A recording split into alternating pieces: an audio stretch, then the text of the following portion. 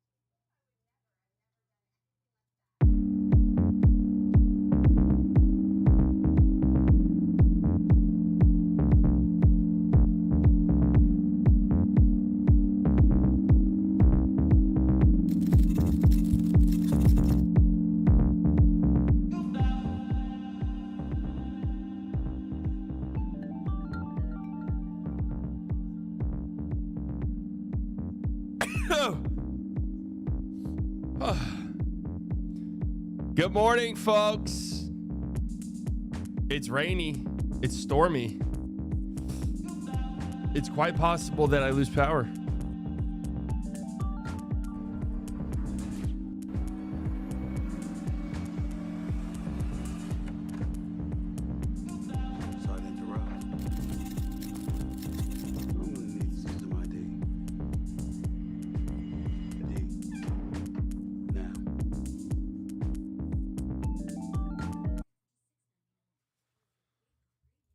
Of course.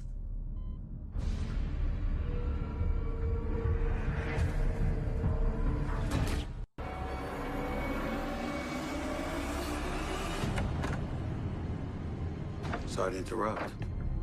But I'm gonna need to see some ID. ID. Now. Of course. Get her a crooked ass, Stephen A.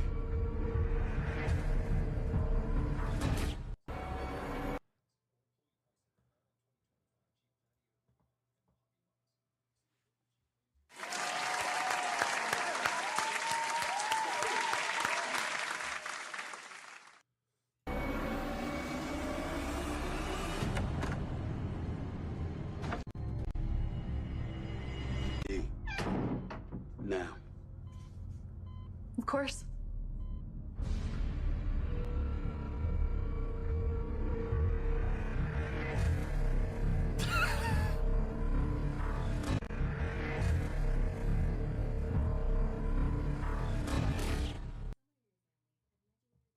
Yep, that's the future president of the United States, ladies and gentlemen.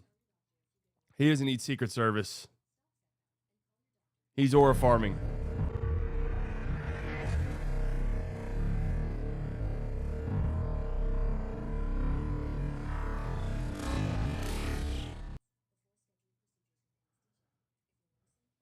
Falcons fined $300,000. Ulbricht fired $100,000 for Shador prank call. Why did they get fined?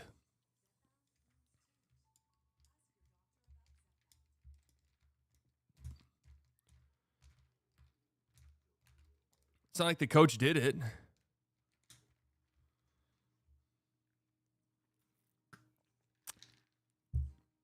The prank caller is his son. Bring me back my son. All right, if you guys haven't liked the stream yet, make sure you do so. I was tremendously, especially early on in the stream's life cycle. It's you two now having a great time, of which we are. It was the defensive coordinator's son to do the prank call? Yeah, but I'm saying, like, did the defensive coordinator tell him to do it? Like, I get fined because my son did something? How does that make any sense?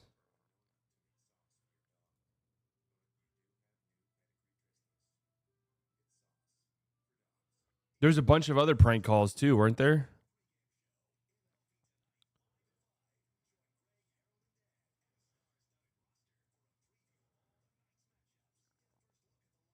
I'm just confused as to the prank calling.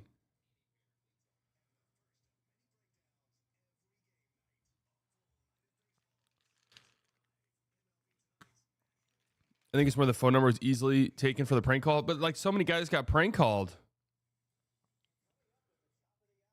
Failing to prevent the disclosure of confidential information.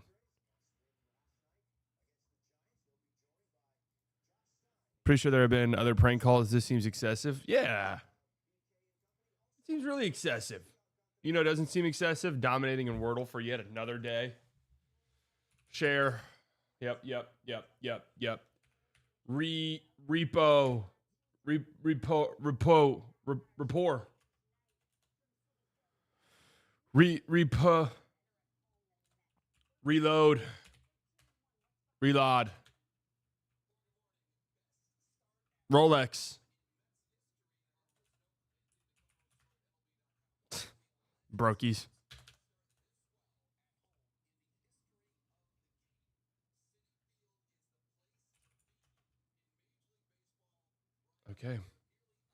Okay. Cuter. Okay. Piper.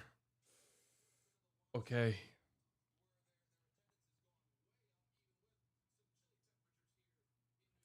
Idler. Oh my God. Let's go.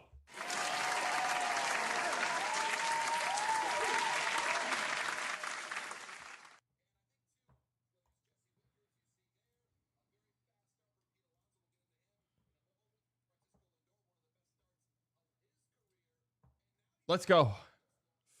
Now, this is where we really shine. This is where we really showcase our talents and our abilities. Mildew. Okay. Chairs, seating, standing, room. Capacity, seating.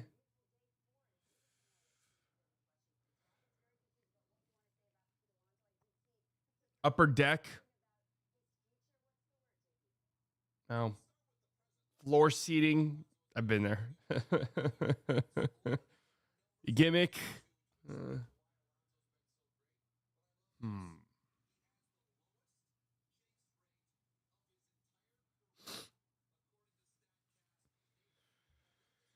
mean, tongue, soul, heel, face are body parts. That doesn't feel. That feels almost too easy. Dynasty. Duck Dynasty. Is that show still on? Upper deck. Floor seating. Upper deck. Standing room. No. Capacity. Seating.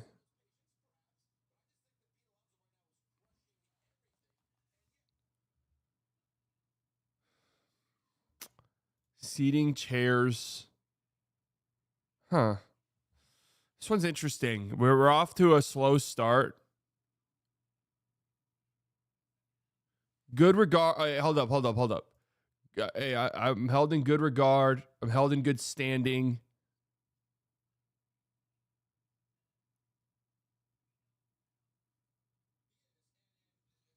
Good image.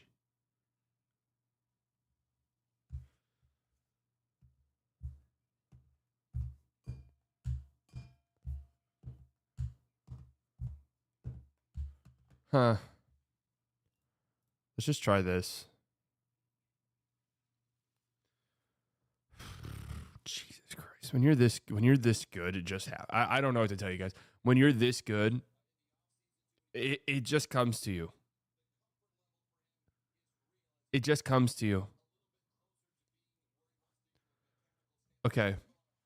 I think there's like stadium seating here. You got upper. No, I don't think so, actually. Capacity, room.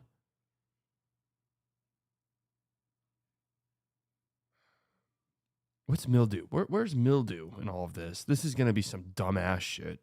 Mildew is going to be some stupid ass shit.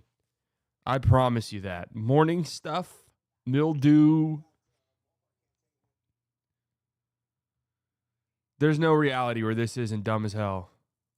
Chairs, seating, capacity, room.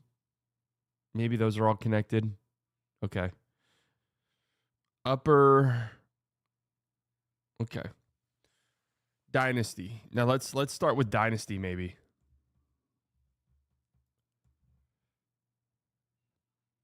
Wait, tongue, heel, upper sole. Those are shoe parts. Okay, Dynasty, gimmick, ingross, and mildew. What dumbass shit is this going to be? Ending. Oh my God. Did you guys see what that said? Ending with synonyms for yuck. Oh my God. That's kind of good. That's a good one. Who thought of that? That's pretty clever, I got to say.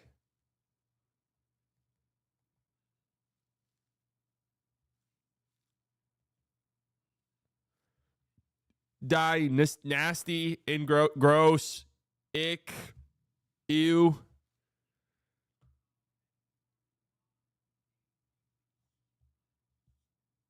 I told you guys that the mildew one was going to be some stupid ass shit. So what bars do you go to so we can rizzle? I don't go to bars. I don't go out. If I go out, it's on a rare occasion.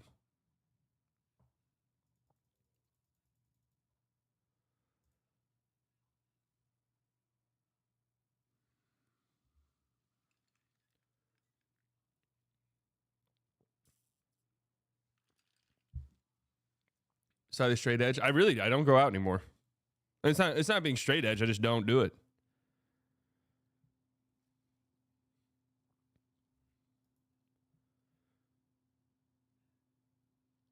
I don't have like a specific bar I go to. If I'm going out, it's because it's an occasion or it's a friend's. It's an event, and I'm going where I'm told to go. Right?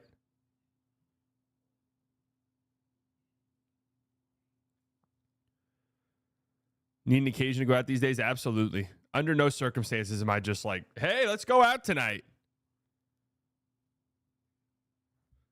Barcelona or Inter Milan, who do you got?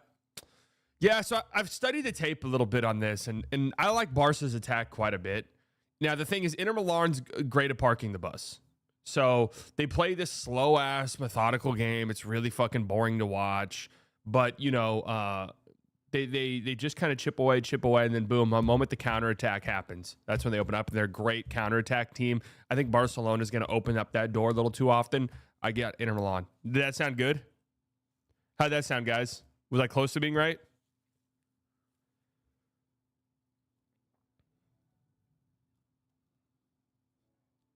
Almost plausible. Thanks, guys.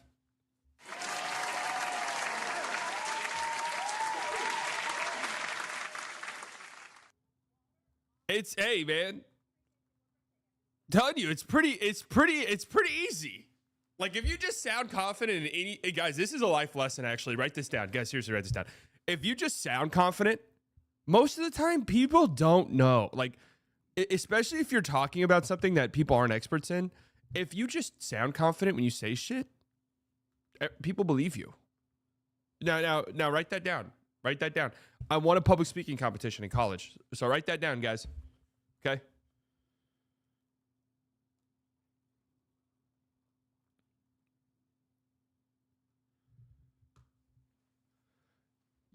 You are very close in terms of tactics, though.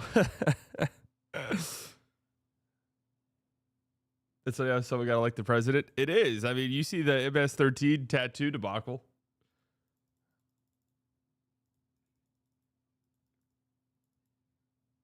If you just talk, if you just sound confident when you talk, most of the time people aren't even like, here's the reality, right? Pretty much no one's confident. Everyone's faking being confident. No one's really confident unless you have some type of, psycho disorder. Now, there's a difference is, it's like sometimes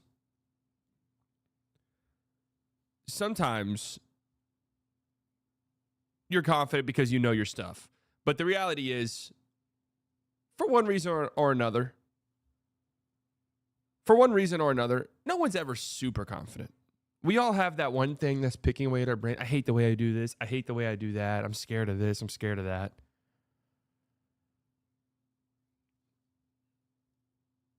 And so if you even fake confidence, people are like, whoa, that guy's confident. Because then they see your confidence or your fake confidence, and they say, man, like that guy's way more confident than me. Really, here's where you need to get. Here's where you need to get. Here's the point you need to get to. It's a really important point in life that you have to get to be successful at anything.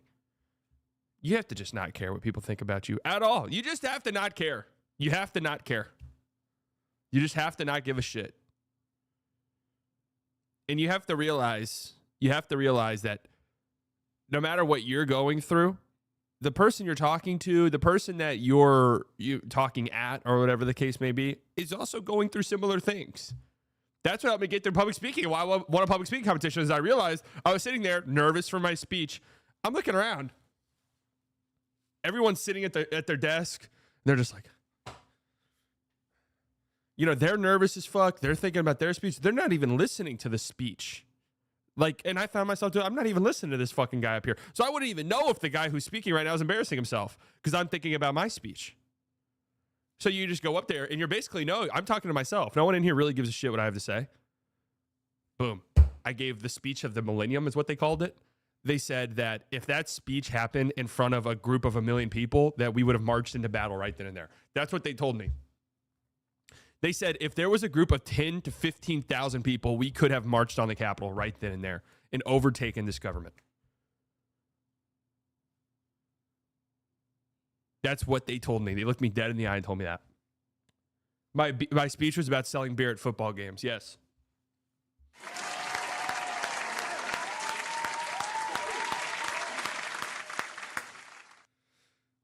No, not Jan 6, guys. No, different type of thing. No. This time we would have succeeded.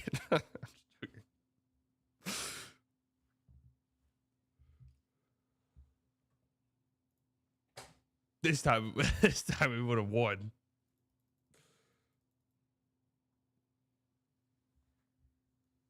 Dude, can this guy stop popping up on my fucking timeline, please? Like, I'm on Twitter trying to find news. Can this fucking clown stop popping up on my timeline?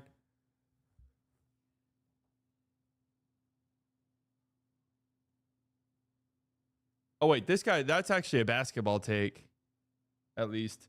Usually this guy's tweets are like, dude, the NBA sucks.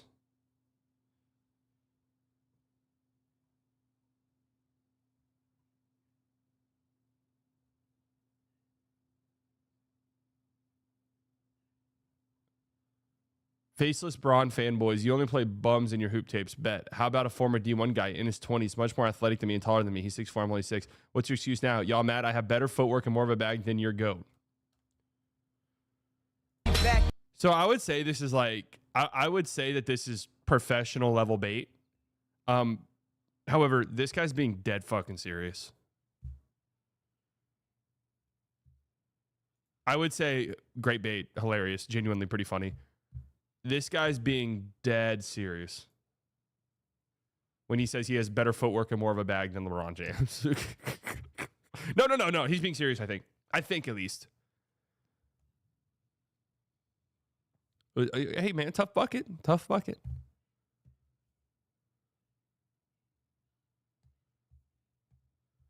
So, can I throw something out here for you guys? Hooping shirtless at a public gym. Where do we stand on that? Personally, I'm a little out on it.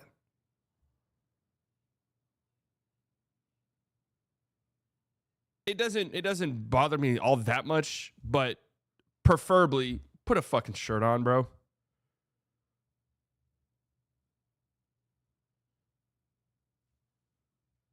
Right? Preferably.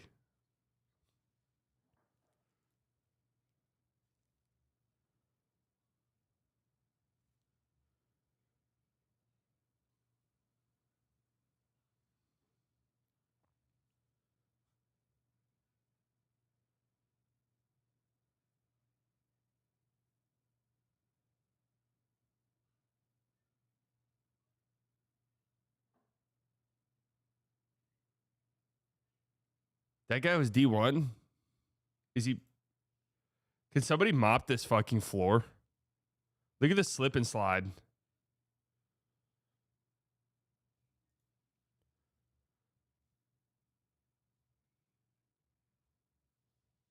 No, and look, I sweat profusely. I'm one of those guys. I sweat a ton. So my shirt gets sweaty. The ball gets wet. People are like, what the fuck? Why is the ball so wet? Like, that's probably my bad.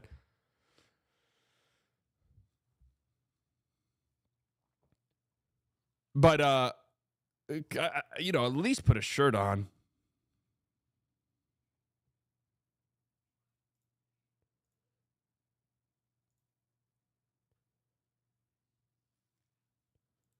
Guarding sweaty dudes with no shirt on is torture.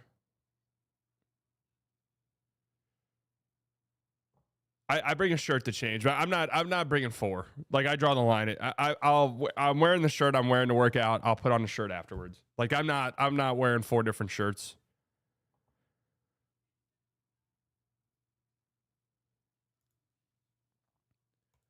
Good morning, folks. It's Wednesday. It's April 30th, last day of April. Hope you guys have all of your May things in order. 2025, 11:01 a.m. Central Standard Time. It's raining outside. It's storming outside. There's a small chance of a power outage here. Just bear with me. We're talking about sweat. We're talking about shirtless men sweating right now on the stream, and it's time to segue into real serious conversation. Why is Bill Belichick trending? Oh, you don't want us to click on that. Have we gotten Sally's take on Bill Belichick? I honestly don't really understand what's going on. Now, this would be nice when we get a Jason Hudson helped kill UNC's Hard Knocks project. UNC personnel is worried that Jordan Hudson's, that's his girlfriend's name, I'm assuming, influence on Bill Belichick could become a problem. Belichick and Hudson's recent appearance in CBS morning interview is not sitting well. I mean, what's the take? This tweet was fucking hilarious. What's the take to have here? Things aren't going to end well for Bill Belichick in North Carolina. This has not and well written all over it. In December, I think we were all thinking Bill Belichick would right the ship, maybe hopefully settle down for 2 to 3 years, move on, and leave the program much better than he found it. He blank has a way of dominating someone's life. I can attest. After my wife passed away in 2006, this gal I knew in high school did a number on me. I was not thinking straight for one reason and one reason only. Oh, I know what that is. I know what the blanked out words is. I know what the blanked out words is. I haven't really kept up with this.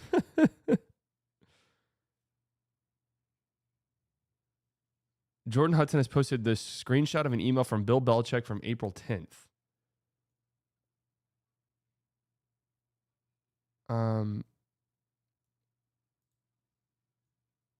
Yeah, she was an escort. That seems pretty obvious. Well, maybe not, but it kind of does. I mean, who knows?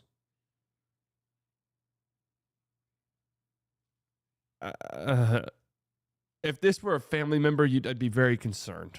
That's going to be slightly in 30 years. So how old's Bill Belichick? In his 70s, right? He's in his 70s. So you guys think that's in 30 years for me? Let me look up Bill Belichick's age. And real quick, before I look up Bill Belichick's age, tell me right now, am I going to be pissed off by that comment? Let's see. Bill Belichick. Bill Belichick is, oh my God, dude. Bing is the worst fucking platform of all time. Why am I on this shit? Bill Belichick is 73 years old. So let me ask you guys this. You guys think that's going to be me in 30 years? 73 years old. You think in 30 years I'm going to be 73 years old? I don't even know why I do this. I'm going to be real. I don't even know why I stream anymore.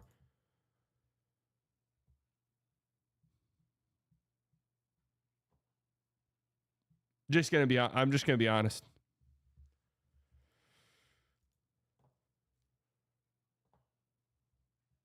Dude, age gap conversation is just so...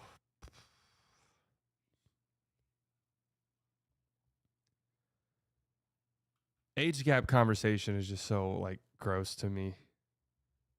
I just, like, when you think about it like this. Ugh. And how old is she? He's 73. She's how old? 21, right? 50-year age gap? Oh. So when she was born, he was 50. I mean, that's fucking absolutely insane. What do they talk about? What do they... I think especially now, maybe like hundreds of years ago, this shit didn't matter because realistically, what was changing in 50 years? Like, now, I mean, this woman grew up on, like... I mean, I don't even know. I honestly don't even know what I would say to a 23-year-old.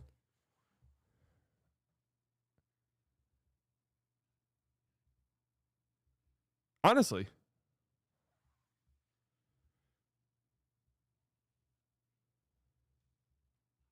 Slightly Luka, Giannis, and Jokic exiting the first round would be so unfortunate. All right, let's get into basketball talk. Sorry. And good for me. I'm giving myself a round of applause here because I did not let this derail us that far. Only 5-minute derailment. That's not bad at all. That's actually really good. So we got a lot to talk about, and I'm telling you guys right now, it's going to be a Giannis Bucks heavy episode for obvious reasons. We got two teams knocked out last night. Magic, we sort of expected. Maybe we'll talk about them. Let's look at our confidence sheet. Cavs have won their series against the Heat. I said Cavs in 5. It was Cavs in 4, but that series is done and over with, so we got that right. Boston beat Orlando in 5. We predicted that exactly. Good for us. If I'm a Magic fan, I don't think I'm leaving this series feeling terribly. I don't think I'm leaving the series feeling terribly about where we're at. We know what we need. We absolutely have to get a guard that can create for himself. Like that's if you don't leave the offseason without that, then you have failed horribly. So that's where they are. But I don't leave feeling terribly about what's happened. I think Paolo is a beast. Like, I feel so good about Paolo being the number one guy for me moving forward. I thought Franz, compared to his series last year, where we left the playoffs last year with Franz, like, oh, Jesus Christ. You know, I feel good about Franz. I saw stuff from Anthony Black during this playoff run that I feel good about moving forward, you know. So we know what we need in Orlando. We don't feel like we're all that far off. And we'll see what they do in the offseason. So we're after game 4 here. Let's update this. After game 4 in the Houston Golden State series, my original pick was Houston in 7. I am changing that. Obviously, we've changed it after game 3. I think this series could end tonight. Possibly. I think this series could quite easily end tonight in Houston. I just don't think the Rockets have squandered their best chances. But I'll give them one at home. I'll give them tonight. So we'll just say Golden State in 6, still 95%. And this series is done. Knicks, Pistons. So our original prediction was Knicks in 6. I think that's still going to be where I end up at. Although I will say, if I'm a Knicks fan personally, I can't say I'm all that thrilled with what I've seen through the first 5 games of this series. You're still in a great position to win. You're going back home. I'm sorry, you're going back to Little Caesars, a place where you've already won twice. Potential to close this out. But I can't say. Maxi Kleba is questionable. Is he actually? Motorcade. But the Knicks haven't looked impressive at all in this series, really. And I don't know. It's crazy because I've seen, watching that Magic Celtics series, there are times where I was like, man, Celtics don't look unbeatable. JJ said, Max, we have a 30-minute restriction. Nice. I mean, there's no way Maxi plays, right?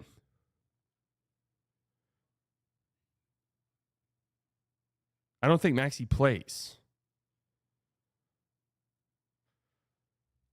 I'll still give the Knicks. I might change it to Knicks in 7. I'm gonna change it to Knicks in 7, and I'm lowering it to 58%. Or no, 68%. But I still feel good they're gonna win the series. But I you know what? If the Knicks had a more dominant series, if the Knicks came out and took care of business,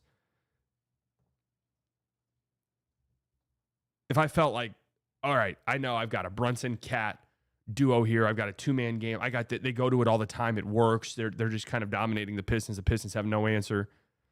Then I you know what? I would say, all right, the Knicks might have a shot here against the Celtics. Nah, the Celtics are going to obliterate either of these teams. Going to obliterate either of these teams.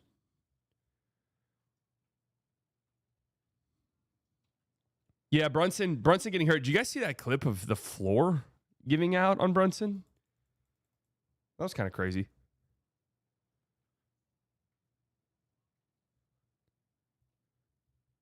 Well, I think the Magic are kind of built defensively to give this Celtics team problem. If the Magic had like one more creator, right? One more creator that doesn't tank their defense, and that's a difficult guy to find. But one more creator, that series is interesting. True, Brunson did buckle the floor when he stepped on it. Can you imagine if that clip surfaced with Luka? Luka takes a step and the floor buckles underneath him. Oh my God.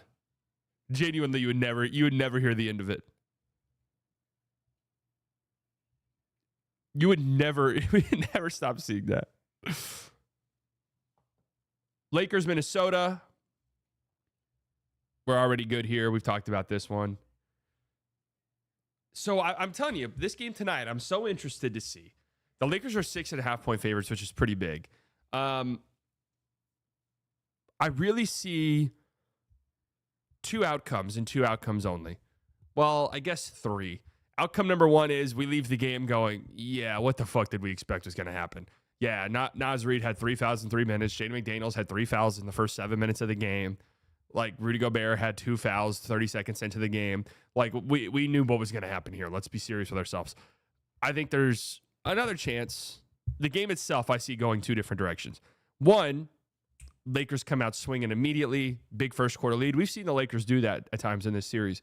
Big first quarter lead. The Timberwolves kind of manage weather the storm a little bit.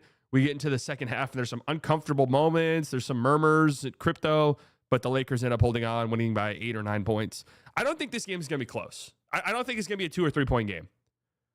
That's my prediction initially. I think there's a chance. I really do. I think there's a chance. The Lakers coming off of playing all of their guys the final second half, all 24 minutes. 5 guys, 24 minutes, never done before.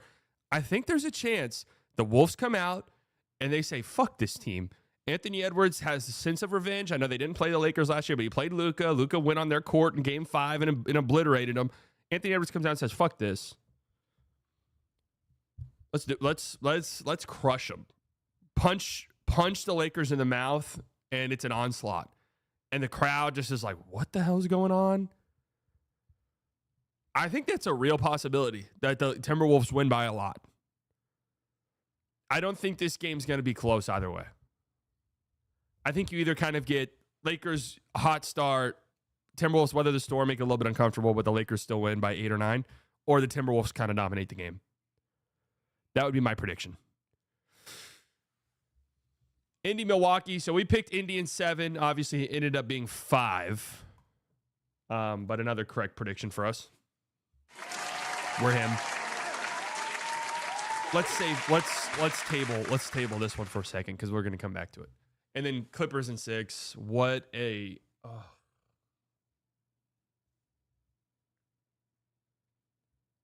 absolutely pathetic performance by the Clippers last night. To come out in a playoff game and look like that is fucking embarrassing. Embarrassing. Absolutely pathetic. And through the first 4 games of the series, it was 2-2. But I thought, and I said, and it just was what my eyeballs told me. Clippers are better. They've let 2 games slip through their grasp. But if they just lock in, they should win the last 2 games. If they clean up some of these disgusting mistakes.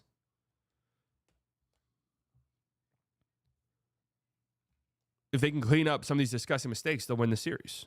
It's all good. We've seen this. Like, just taking it back to my Dallas Mavericks last year. We saw that first round against the Clippers, where after game 4, you're like, what is going on?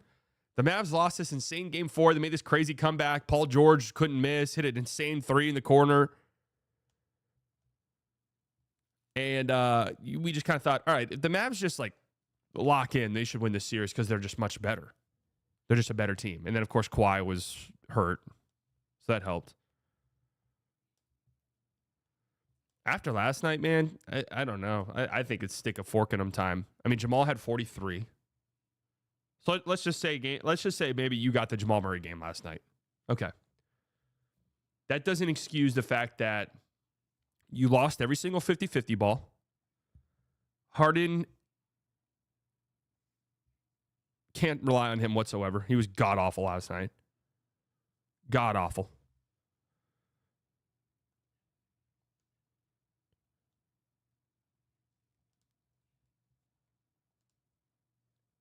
Zubats had 5 rebounds. That one play where Zubats, instead of grabbing the ball, tipped it out. That led to a Russell Westbrook 3. I guess you look at it and you say, Russell Westbrook, 21 points, 8 of 15, 36 and 3, get serious. That's not happening again. But also, I said this, and look, I don't want to give the guy excuses, but this is just the reality for him. Kawhi Leonard in this series, he obviously had that unbelievable, insane game 2, and it's like, holy shit, that's why this guy's like the fucking GOAT. That's why we say this guy's got one of the craziest what-if careers outside of that 39-point game in game 2. 22 in game 1. 9 of 15. Not bad. 7 turnovers. 21 points in game 3. 41% from the field. 24 points in that game 4 loss on 22 shots. 20 points last night on 8 of 15.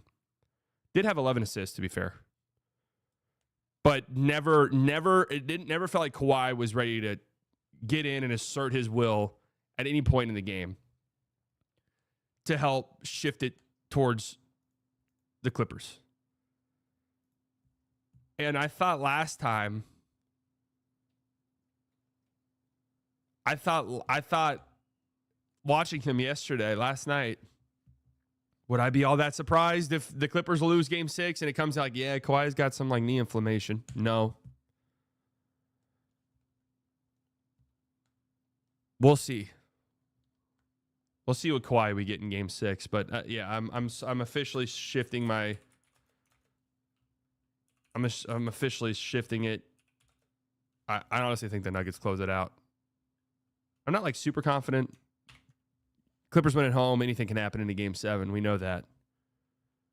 And we did just see the Nuggets lose in a game 7 at home last year. Rudy Gobert hit a dagger fadeaway. Remember that? Does Denver have a chance against OKC? No. But just really disappointing. Now, if you're the Clippers, there's some positive takeaways, I guess, from last night. Is Bogey played really well, and that changes things. Also, I want to say this. Norm Powell, I'm so happy I didn't buy into any of the fucking all-star shit with him. When people were like, Norm Powell should be all-star, I was like, really? Should he? Like, over who? He was dreadful last night. Oh, my God. Dreadful.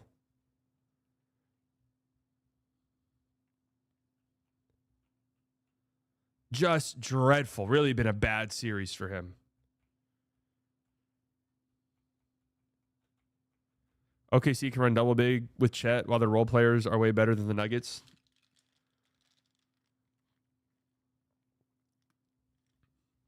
If Denver wins against Clippers, I somehow think they'll win game 1 against the Thunder, but not the series. They just don't have the guys. They don't have enough guys. They're not deep enough. Clippers wasted a game where Chris Dunn was actually making threes. Yeah, Chris Dunn hit 3 threes. Chris Kendrick Nunn done. 3 threes, that's big. It's storming outside, folks.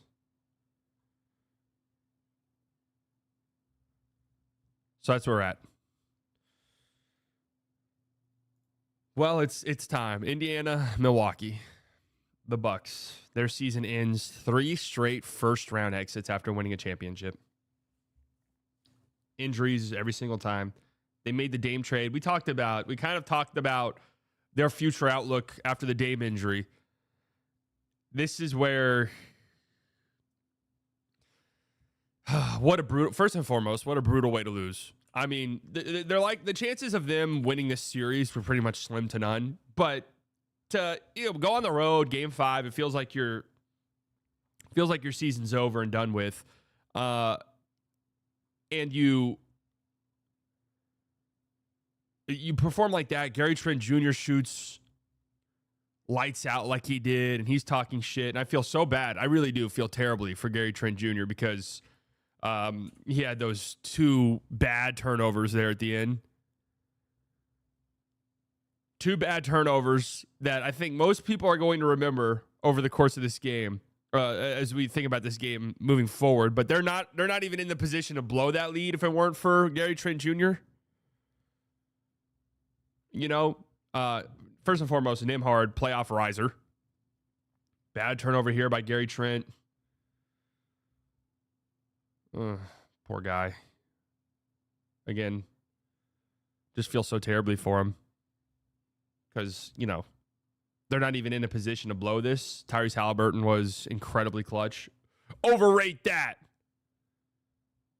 And this one right here. Oh, man. That one hurts. The one that slips right through the legs. Nutmegs him. Oh, I feel horribly for the guy. Because, again, they're not even in the position. Like, that's a play that will live in infamy, those 2 turnovers. But they're not even in a position there to blow this lead if it were not for him. Clutch layup by Halliburton to win the game and ice the series. And then chaos did ensue. And we'll talk about the chaos that ensued following this. Following this play, following the end of this game. But, man, it boils down to this. If you're Giannis, and we know that Giannis applies pressure to the front office. We've seen that. Giannis, there was rumblings and rumors, hey, Giannis is getting, there's a chance that Giannis could leave soon. There's a chance Giannis can leave soon. His contract extension is coming up. The Bledsoe shit's been a disaster. Like, Giannis is applying some pressure to the front office. They trade for Drew Holiday. They win a championship immediately. It works out. Then GM stepped in. They lose in the first round after making the playoffs. Their team's getting older. Dame comes on the market. Giannis says, go get him. Hey, I love Drew. Go get him. Master 06 with a 989. Has Ant's playmaking leap more so been a direct result to Lakers having no rim protection, or do you think it's sustainable against top defenses? Levy content, Brody. No, he's made these strides over the course of the season. He's definitely gotten better. But yeah, not having rim protection. I mean, what do I trust Ant's playmaking out of double teams against a team like OKC? In like a playoff setting?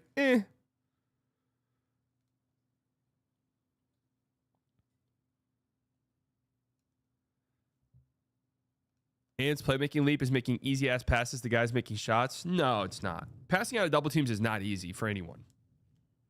Okay, it's not easy.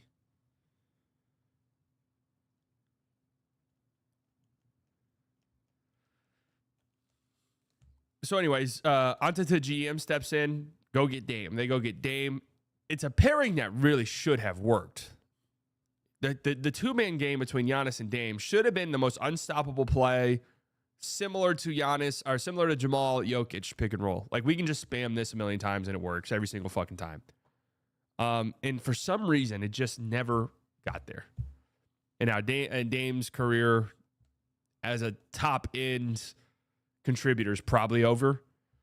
Won't be on the floor next year. And now you look at the Bucks situation. Now you look at the Bucks. Yeah, it's Giannis' screen. It's a bunch of stuff. You look at the Bucks situation and it's dire. It's absolutely dire. Do we think Giannis is going to demand a trade? What do you guys think? I think that's the only way they trade him, because we got to talk about the Bucks situation as a whole. There's simply no way they just trade him to do it. Like, that's not happening. Milwaukee's a small market. Their outlook, we talked about this after the Dame trade, but we'll pull it up here in a second. We'll look at their picks. Here, Giannis is under contract for the next 3 seasons with a player option on the third. So really 2 seasons, Giannis is under contract. So you don't have to trade him right now. Their roster situation is bleak, man. It's old. It's old, and I want to pull up their contract situation because a lot of these guys are free agents, actually. Where's Spotrack when I need it? A lot of these guys are free agents.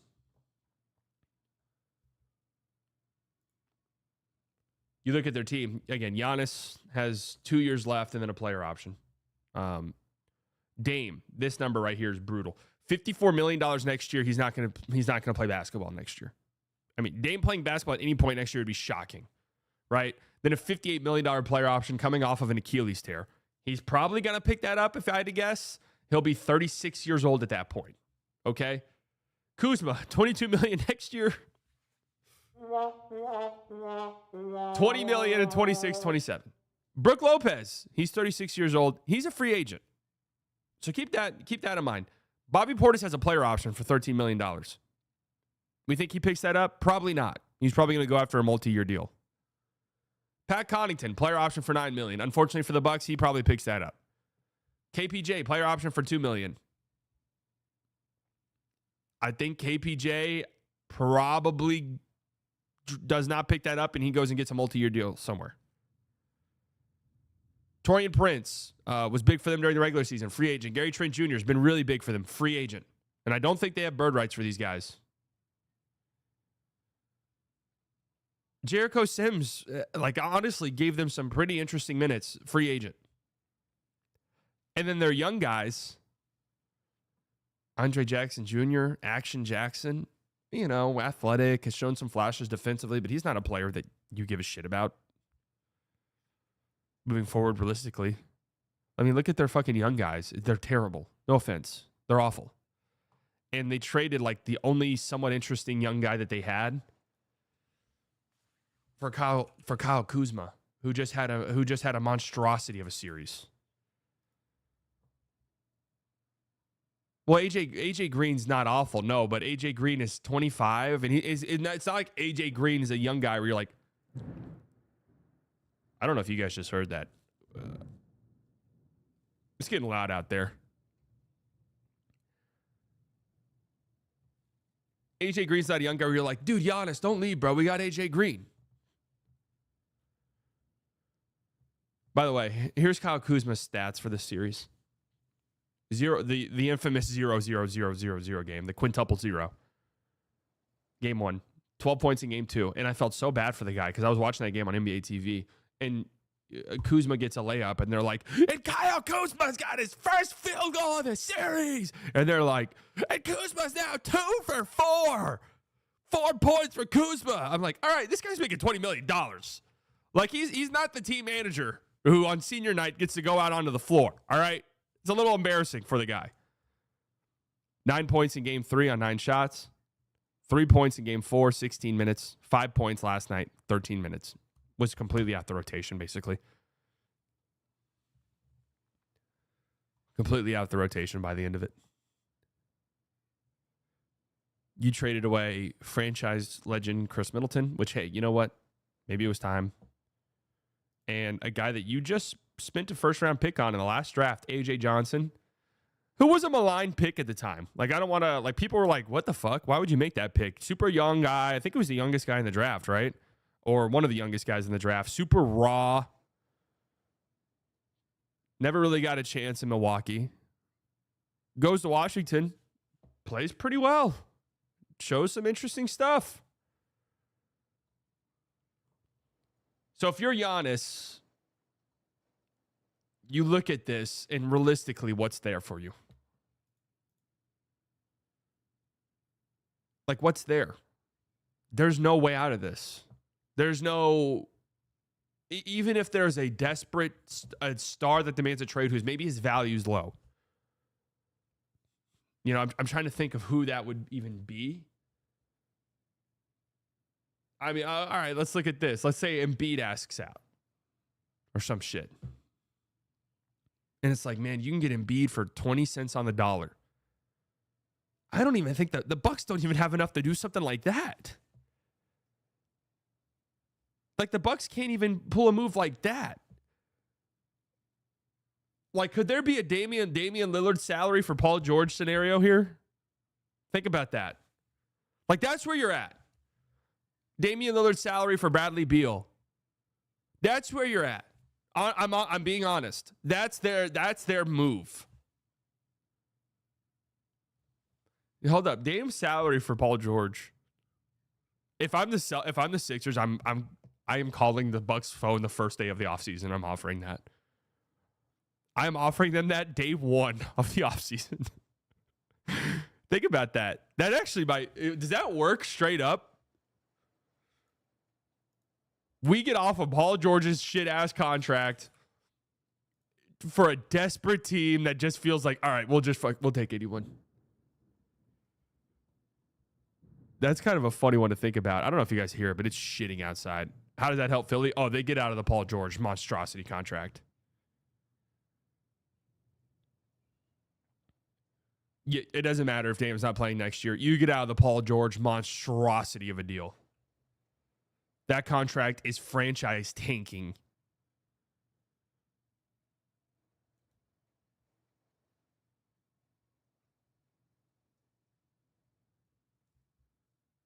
Nico trade George for defense. Well, Dame's on, at least for Dame, he'd be on the last year of his deal. Well, I guess he has a player option. That player option kind of muddies the water.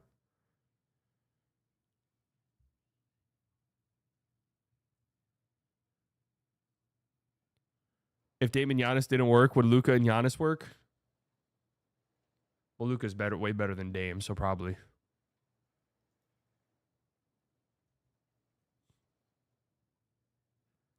So I'm trying to think, like, percentage-wise, what percentage would you guys put it at that Giannis asks out? If Giannis doesn't ask out, you're not trading him. The Bucks have no incentive to, like, just shut it down and blow it up. 80, 30, 50, 50. I think it's higher than some people think. But we've seen Giannis apply pressure on this Bucks front office before. This isn't a scenario where Giannis is just like, yo, I'm here. I want to be here. We've won here. I want to win here again. I'm not in the front office. It's not my job. I just want to be here. That's kind of how Dirk was. I don't think that's Giannis. Giannis is, I want to win, do this, do X, Y, and Z. That's it. I think he wants to stay there, but I don't think there's anything they can do. Here's their pick situation. Brooklyn has their pick this year. Pelicans have their swap in 26. Pelicans have their swap in 27. Portland holds their swap in 28. Portland or Washington gets their pick in 29. Portland holds their swap in 2030. So we're saying for the next, 5 drafts, you do not have your pick. So tanking's not really an option. The Bucks being like, Giannis, we owe it to you, bro. There's no way out of this for us.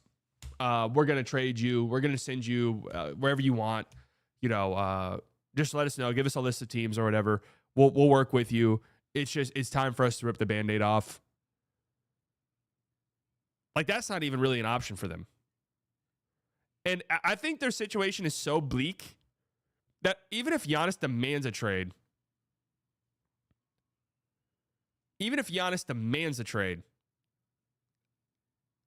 I think that the Bucks could be like, honestly, bro, no. Honestly, we love you, but no, it ain't happening. It ain't happening. Sorry. It ain't happening. Brooklyn's probably the most realistic scenario, as the Bucks could try to rebuild with one of the top guys of this draft class. So that's kind of interesting. That's kind of interesting because if I'm the Bucks and this does happen, I'd want this process to move pretty quickly. Because, yeah, that's actually an interesting thing to think about. I hadn't really thought about. If you look at the draft this year, and obviously we don't know the lottery's in a couple weeks. But due to trades and stuff like that and teams being killed by injuries, there are some interesting teams that could land high lottery picks, right? Like, what if the Spurs get number 4 overall? What if Houston moves up and they're 4 or 5 or even higher than that? Hell, what if Dallas moves up? I'm just joking. What if, Brooklyn or what Philly? Like, what if one of these teams gets a top 3 pick? Maybe not number 1. I don't know if a team would do that. Well,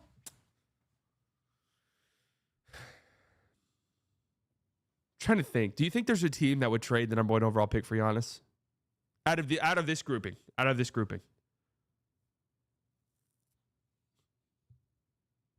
Yeah, I don't know. I don't know out of this grouping.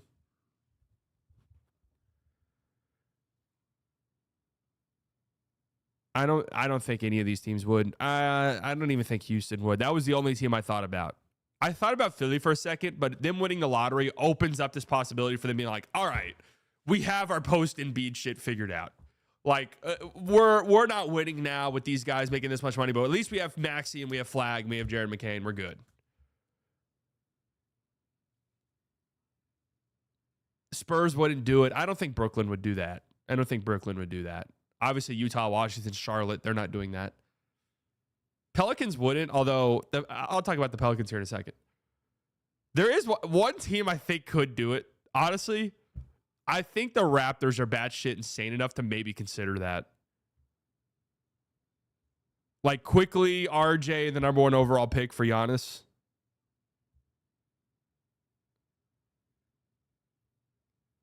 Would the Raptors consider that?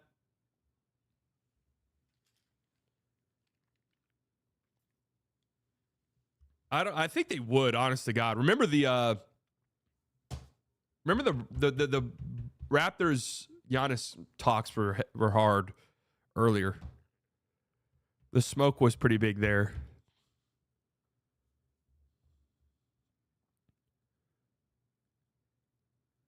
No, Flag's declared for the draft. Flag's going to the draft. I never bought into the Flag might not. Houston. You know what? Don't sleep on like a Portland aggressive offseason. I've been thinking about that recently. I think Portland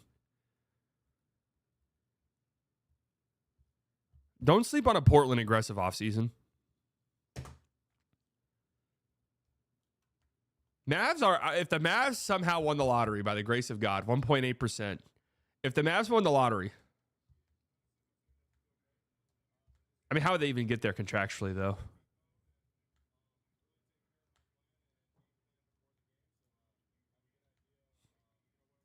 Man, I feel bad for the Bucks, and I feel bad for Bucks fans because the future's bleak, and I think I feel why I feel bad is the media, national media, has been trying to make this a thing for so long, and to Giannis's credit, he's been like, "Yo, I'm good. Like, I want to stay here. I want to win here." It's basically how long? It's been like 7 years of just nonstop. This could be it for Giannis and the Bucks. This could be it. No, this time it's it. This time it's it. This time it's it. This time it's it. It's been like 7 years. But now it just feels like this is inevitable. This is happening. There's almost no way it's happening. I wonder what their thoughts of it are. What Bucks fans are thinking.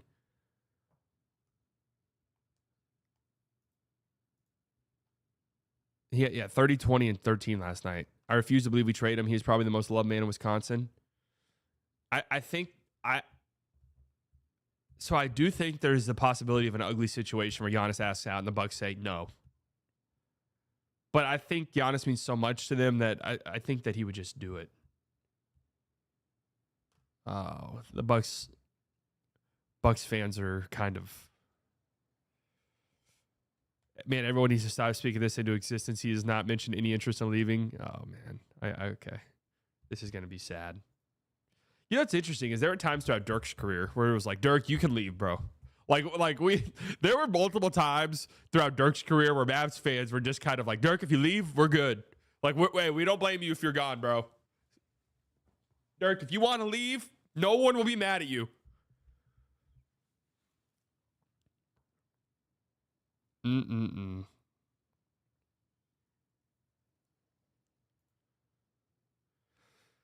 I mean, what's even there? If you're Giannis, you're sitting down. We know Giannis sits down, he talks to the front office. If you're Giannis, you're sitting down, you're talking to the Bucks front office, and you're the Bucks front office. What do you say? Like, what do you tell him you're going to do? Dame for Paul George? Dame for Bradley Beal? That's our move? Maybe we trade Dame for a shitty-ass contract the team's trying to get off of? That's our play? There isn't a move.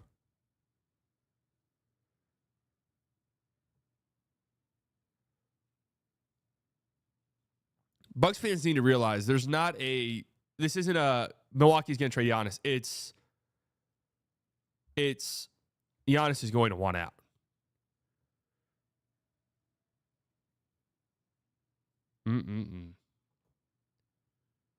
He ain't leaving, and I'm confident we can still compete next season. In what way? I feel bad for Bucks fans. I don't even like doing this after a heartbreaking loss because, emotions are high. But genuinely, what the fuck is the pathway? What is the pathway? There is not one that exists.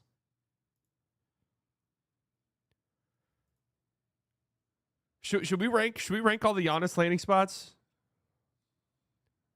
Kuzma leap. Kuzma 31-year-old leap. All right, let's rank all the Giannis potential landing spots. But first, an ad brought to you by our good friends over at FanDuel. At FanDuel, you can gamble away your life. Use promo code SLIGHTLY at FanDuel if you are going to mortgage your first house, a second mortgage on your house, and FanDuel will give you $5 in bonus bets. All right. What the hell happened at the end of this game? Chaos ensued at the end.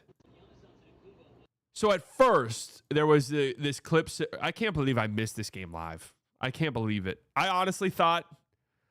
I went to the movie theater. I went to go see Star Wars Episode 3, 20th anniversary. Went to go see that. missed this game, and I'm not gonna lie to you. I had my phone. I was one of these guys. I didn't have my phone. You know, it's the luxury lounger situation, so I had the little table. I had my popcorn bucket here. I had my phone hiding behind it, and the Real app up. This is not an ad. The Real app up, and it was updating the game, and I was looking at it like this. What the fuck's going on? What the fuck? Because I've already seen Star Wars Episode 3 a billion times, but it was cool. So this clip was surfacing. Where is it? Where's like the full clip of Giannis and Tyrese Halliburton's dad getting into it following the game? So the first thing I saw was the clip of Giannis going up to Tyrese Halliburton's dad, and I was like, "What the hell? What the hell is this all about?" That's Tyrese Halliburton's dad, and I believe that's Tyrese Halliburton's mom right there. Courtside, face to face, Giannis saying "fuck you," Tyrese Halliburton's dad saying "fuck you." Thumbs up, and he mouthed "I love you." Now, that didn't sound that friendly. So that was the first thing I saw, and I was like, "What the hell just happened there?" Right? Someone talking about Nico and Luka. I saw him killing younglings. Well, then this clip came out. Alternate angle. Tyrese Halliburton's dad immediately following the game on the court. It looks like he's holding something. Do we know what he's holding? Does anyone know what he's holding right there? Going up to Giannis Antetokounmpo's face. This shit is so lame. A poster with Hallie's face, a Halliburton towel. Oh, this shit is so lame. And props to Tyrese Halliburton because he came out afterwards. And he was like, "Yo, that wasn't cool. That wasn't cool at all."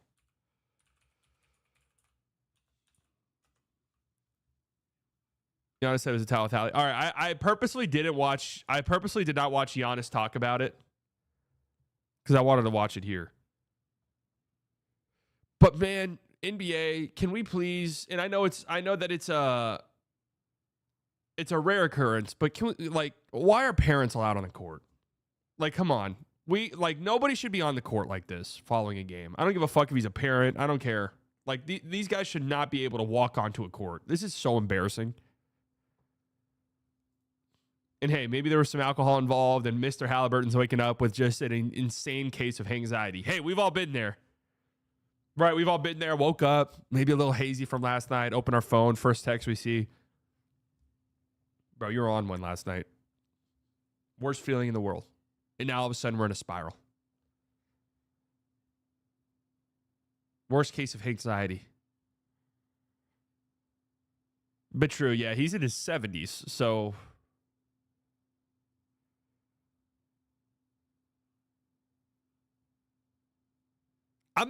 Is this a new thing, or are we just noticing it? I think it's partially because there's so many. It's going to be really interesting, like 20, 30, 40 years from now. There's so many ex-NBA, like people in the league that or their parents were in the NBA or whatever the case may be. And I'm not, Tyrese Halliburton's dad wasn't in the NBA or anything like that. But, you know, like these parents who are kind of inserting themselves into things a little too much. And I don't know if this is a new phenomena or what, but it's pretty lame. Why are parents allowed on the court? Get LeBron off of there? Yeah, seriously.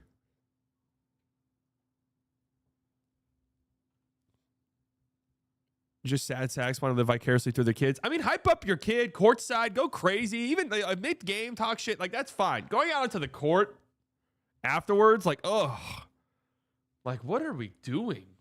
Like, this is like youth sports level shit. Where, like, everyone's like, ugh, do you see what Mr. Halliburton did last night? Like, ugh.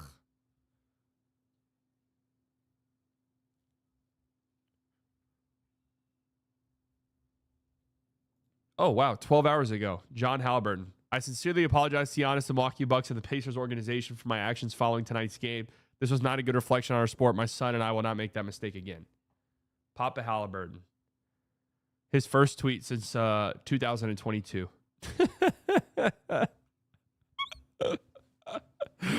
Oh, man. Yeah, Tyrese Halliburton said, open up that phone. That might be Tyrese Halliburton typing that out. I mean, John Halliburton's in his 70s. Isn't that what we said? He might not know his password to get into his phone.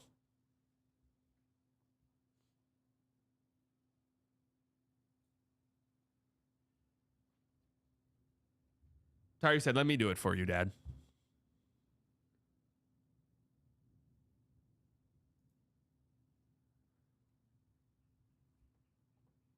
Well, that was the move. People do stupid stuff, apologize, do matter, and it seems real.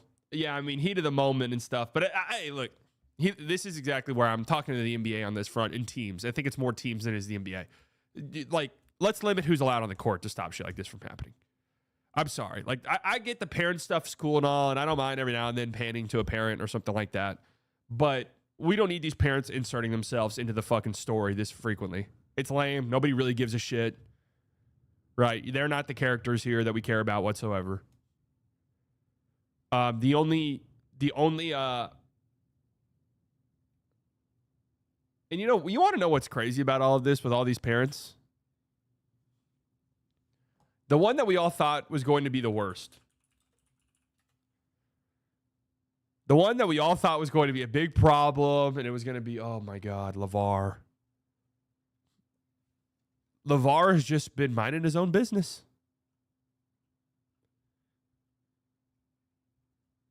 Dad of the year. Hey, LeVar he got his kids to the league, and then after that, he was pretty much just, yeah, whatever. I'll go on first take every now and then and fuck around, but I'm not like going to be at the games and.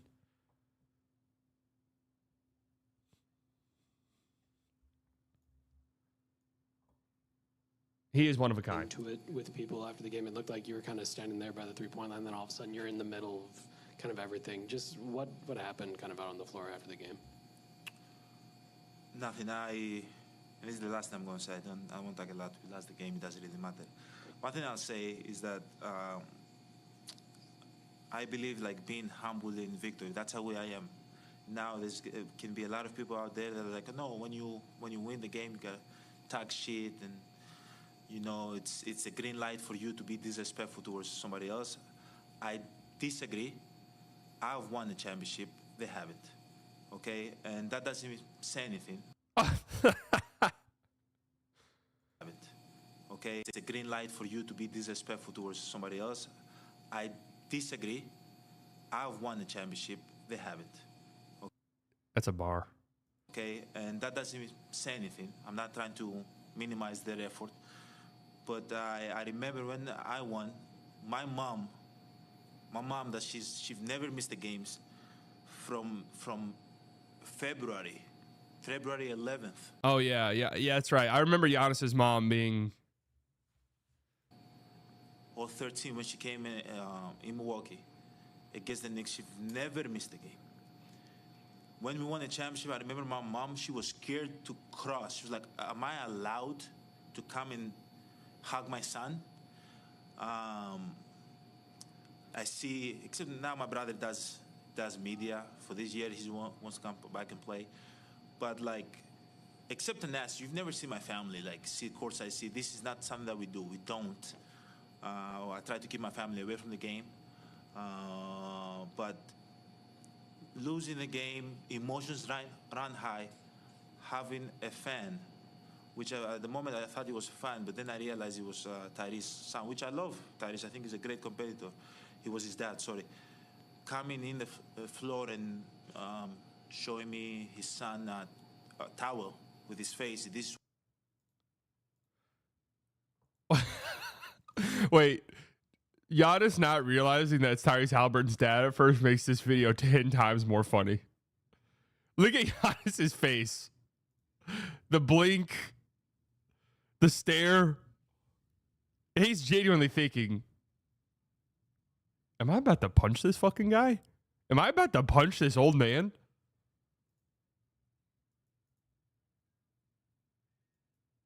Pat Connaughton. Now, hey, to the Pacers' credit, to everyone's credit, really, TJ McConnell comes in. He's like, yo. And then there's another video angle where Aaron Nesmith comes in and is like, dude, what the fuck are you doing? That's what I'm saying. Like, can we limit who, like. This is what we do. This is what we effing do. This the F we do. This. I feel like that's very, very disrespectful. You know, my dad, if you guys go and ask and learn, my dad's not with us no more. My dad used to come in the family room and was the most respectful person ever. You know, when you come from nothing and you've worked your whole life to sell stuff in the street, and your whole life you'll be scared of the police of deporting you and sending you back to your country. You have to protect your kids with all means. You create this mentality of being humble your whole life, to not kind of disrespect anybody, not make the tension high, the emotions high, so anybody can, you know, snitch on you, say something bad about you. So when he came here, I remember I was like, Dad, why are you so humble? Why are you going to the family room? You don't even say. Yeah, Giannis could honestly be a politician one day.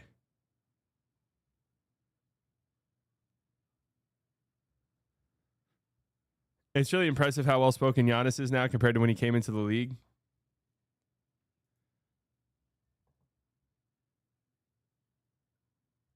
Say a word. You sit in the back. Why are you like that? Don't worry about it. Don't worry. That's how I grew up. That's what I had around. So when I see other dads, which don't disrespect me, maybe if my son play basketball, I might be in the court. I might be the one on the court, and like 20 years later, you can play this interview and say, Giannis, you're contradicting yourself. But we'll see in 20 years. But I'm talking about right now how I feel. You know, having somebody's dad, which I'm happy for him, and I'm happy for his son, and I'm happy that he's happy for his son. That's how you're supposed to feel. But coming to me and disrespecting me and cursing at me, I think is totally unacceptable. Totally unacceptable. Okay? And I'm not the guy that points fingers, because in my neighborhood, snitches get stitches. So I don't want to say something, you know, for him to say, to get fined or anything. But it's not respectful. I talked with him at the end. And we, I think we're in a good place. We're going to leave it there. Thank you. Oh, man.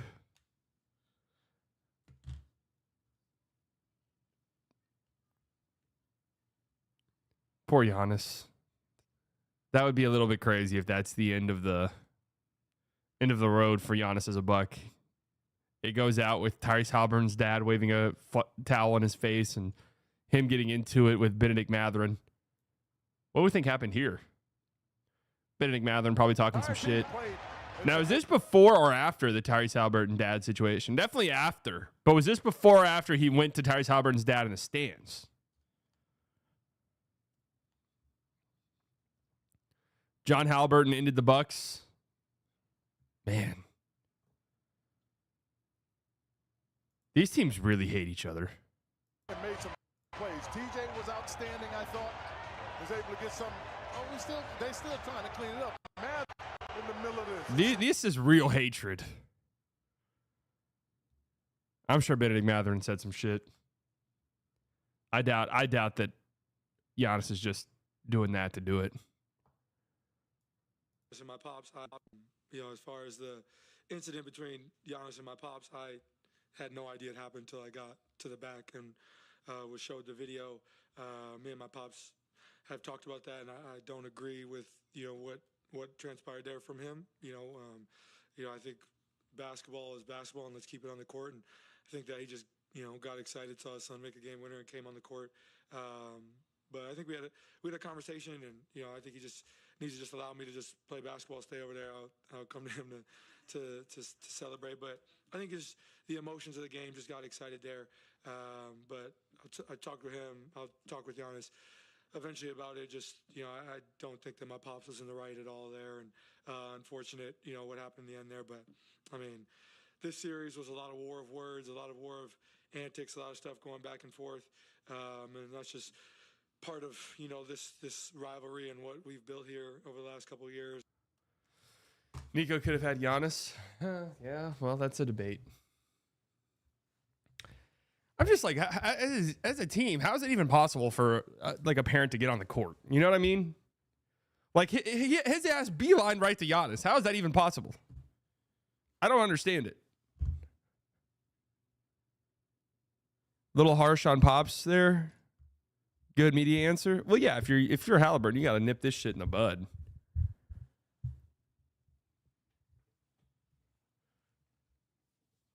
Nico could have had Kuzma and Portis. Yeah. Nico trade for John Halliburton. We need that fire and competitiveness on our team.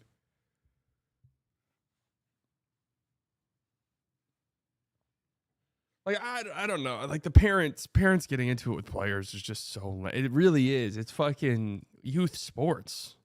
Like, it's weird as hell.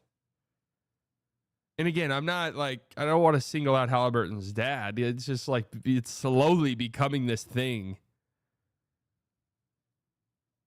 It's slowly turning into this where it's like, why are parents so involved? Like, I even get a little bit annoyed sometimes where it's just like constant cutting to parents. I sometimes it makes sense to me to talk about parents and stuff like that. And sometimes it's really cool. Right. And I'm all for parents being supportive of their kids.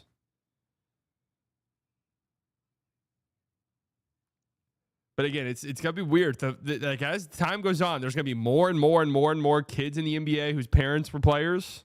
And it's going to be inevitable. It's going to be inevitable. You got Tim Hardaway Sr. talking shit. And it's just like, ugh. About players players on the team that his son is actively on. It's just like, ugh. Like that's going to be our reality soon. And it's so interesting seeing like the difference between leagues because NBA, NFL is just like NBA really lets their players do whatever the fuck they want. Like that's ultimately NBA has lost complete and total control, right? They've lost control. The players do whatever they want. You know, yeah, your dad can run on the court. We don't care. They would kill you in the NFL. They would actually publicly execute you if this happened in the NFL. Quarterback is the most important position in the NFL. Shedeur Sanders, by pretty much every single expert's opinion, is, you know, a solid enough quarterback to be taken first, second round. And they looked at his family situation and were just like, ugh,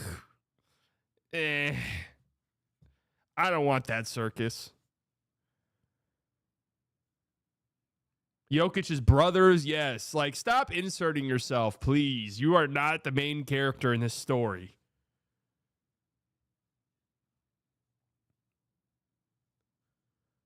Adam Silver, the best commissioner among the three major leagues. It has to be Goodell. I mean, they just dominate. But LeVar, I mean... But once the Ball brothers made it to the NBA, like LeVar was pretty chill. Like that was a big concern. Was what are we going to get with LeVar? But once they made it to the league,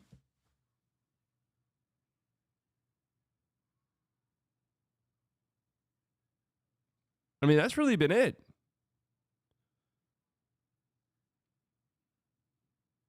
To his credit.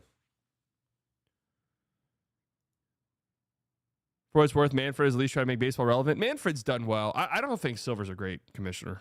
I really don't.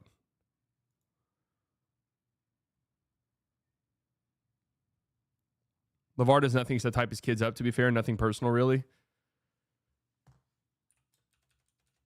I mean, I think if you were to have, like, before Alonzo got drafted, if you were to say, hey, here's like, I'm here for 10 years in the future. Here's how LeVar acts. You'd be like, wow, good for him.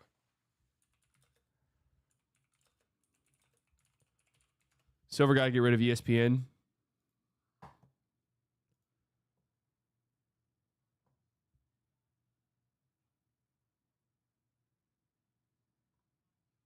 All right, I'm doing an NBA tier list. Oh.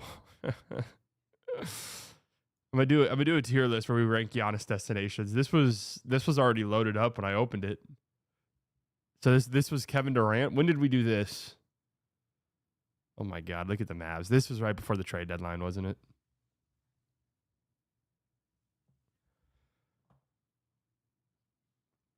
What teams do you think Giannis would want to go to? Well, that's what we're about to figure out here.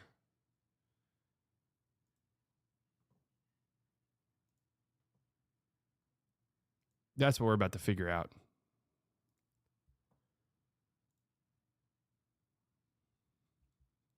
Thoughts on Queen Bee taking William Shakespeare to court over his quote, to be or not to be? I'm scared. Any pop star, I want no business in saying really anything about. I have no beef with any pop star nor pop group. Okay? When we talk about like sports standum, music standum transcends that to a level where your life is actually on the line. Your life's hanging in the balance whenever you talk badly about a pop star or a pop group. So I'm out on that.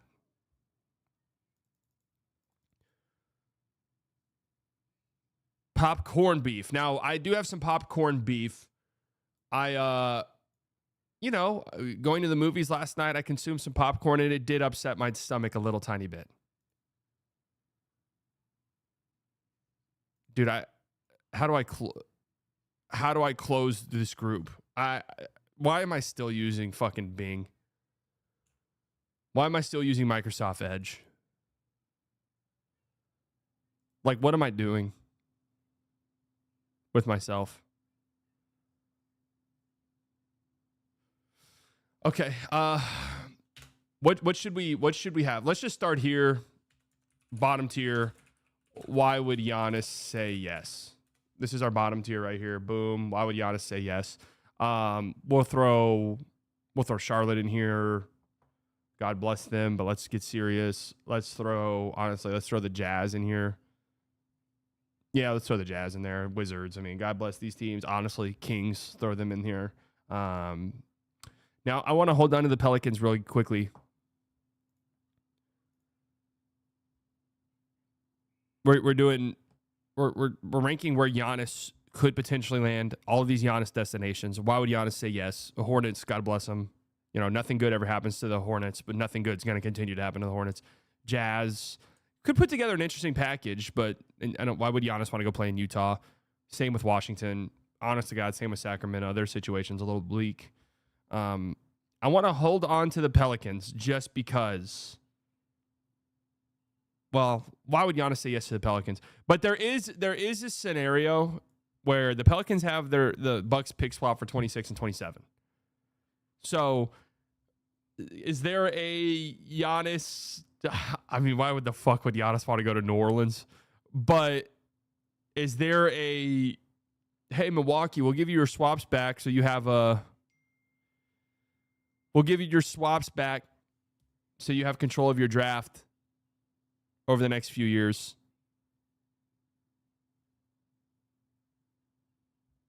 Pacers. Well, I actually think the Pacers are a little interesting because I think they have a decent package that they could present to the Bucks. Giannis in New Orleans is absolutely gross, though. Yes. There's just simply no way Giannis says yes. Any of these other teams where I'm just like, why would Giannis want to leave the Bucks to go to this team? I mean, those are the dregs right there. No offense to them, but those are the dregs of the league that we're talking about there. Grizzlies.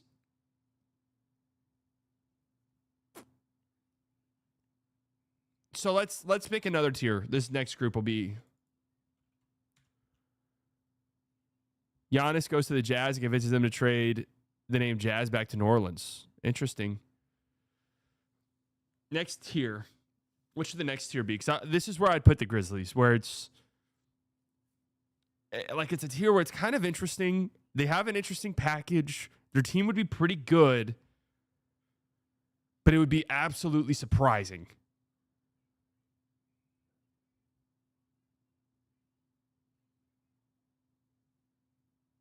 That's where the Grizzlies are at. I think the Grizzlies are going to be very, very, very, very aggressive in the offseason. Picks Jaren Jackson Jr.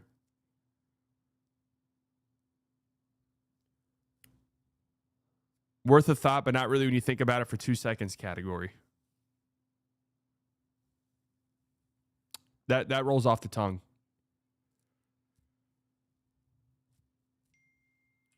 Interesting. but not really interesting. Grizzlies, I think, are there because, again, you can go picks, you can go Jaren Jackson Jr., which I would obviously do if I'm the Grizzlies. Now, all of a sudden, you've got Bane, you've got Ja, you've got Giannis. It's interesting. But, again, why would Giannis entertain that? I think the Hawks kind of fall in here as well because what could they do?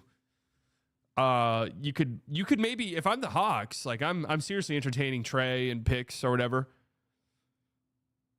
Trey and picks to the Bucks. Now I get Giannis, I get Jalen Johnson. That's kind of my pairing with Dyson Daniels. I mean, that team's not doing shit, let's be honest. But it's interesting. Like, it's interesting for Jalen Johnson.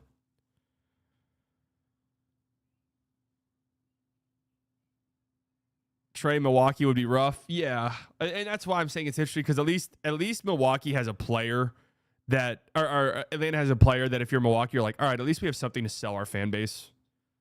Whereas if I'm trading with the Wizards, like, what the fuck am I getting from them? Where I'm telling my fans, guys, we're trading Giannis, but it's cool, man. We got Bub Carrington. And I like Bub. But, like, good luck with that one.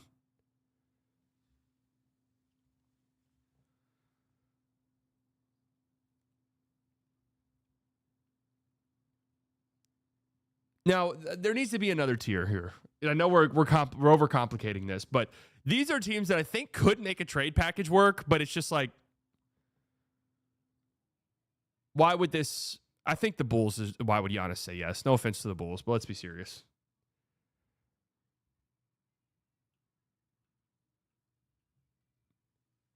The Raptors are here as well. What would the Raptors package be? Picks and what?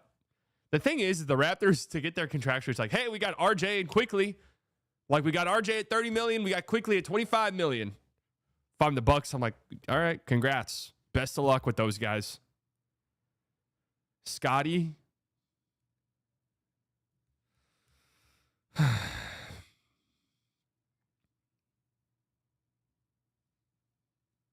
Picks and a Canadian visa.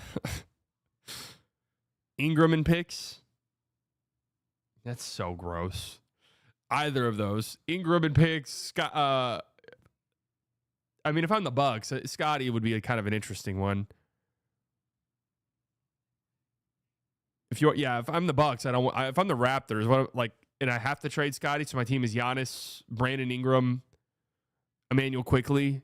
Like, that's my team. RJ Barrett. I mean, it's kind of interesting, I guess, but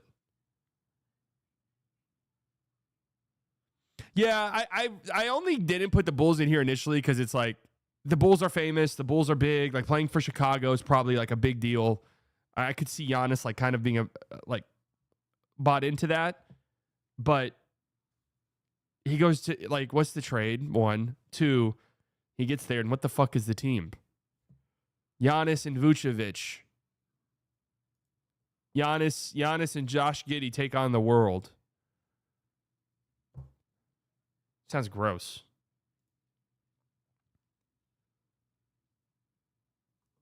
Sounds gross. I'm putting the Raptors interesting, but not really interesting tier.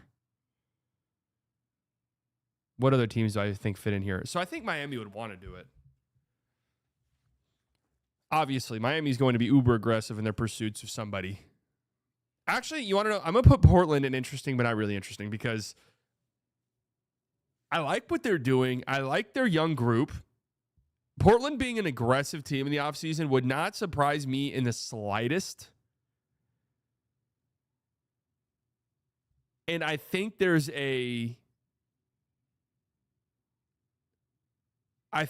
like an interesting scenario where you have Giannis, and Giannis can feel good knowing that, all right, I have some pretty interesting role guys here who are young. Now, what would the trade package look like? Who's going to Milwaukee in return? I don't know. Like, how much of that young core you can have to bite into.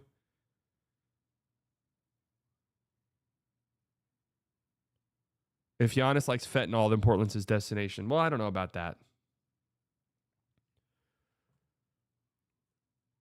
If Giannis doesn't look good in his next jersey, just stay in Milwaukee. I think Portland. I'm just going to put Portland in interesting just because I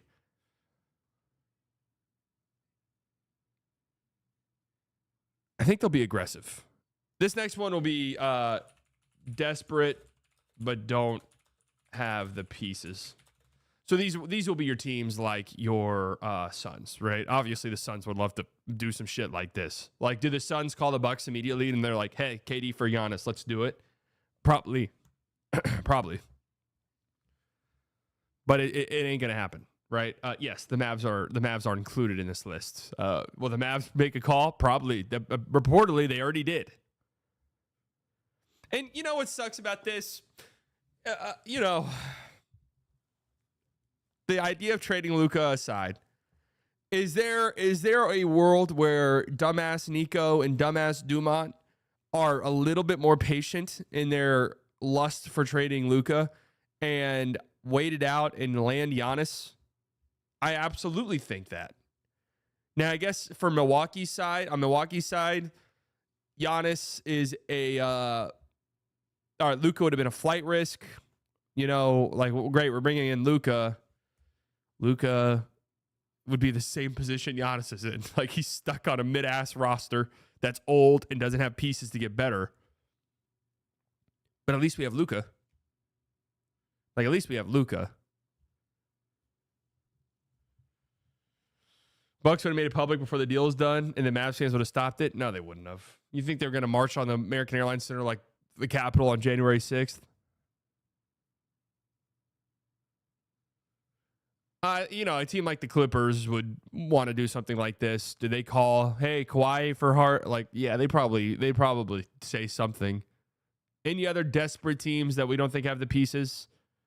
Do we think Miami has enough? I mean, I think Miami's going to make an aggressive pursuit of. I think Miami's going to make an aggressive pursuit. So I thought about the Warriors because I'm not going to lie to you. I thought about this last night. I closed my eyes, and when I imagined Giannis on a new team, I did 100% imagine the Warriors for some reason. I just saw him in a Warriors jersey. Now, how does that work? I don't know. How do the Warriors even get there contractually? For Draymond and Pods? And that gets them there money-wise?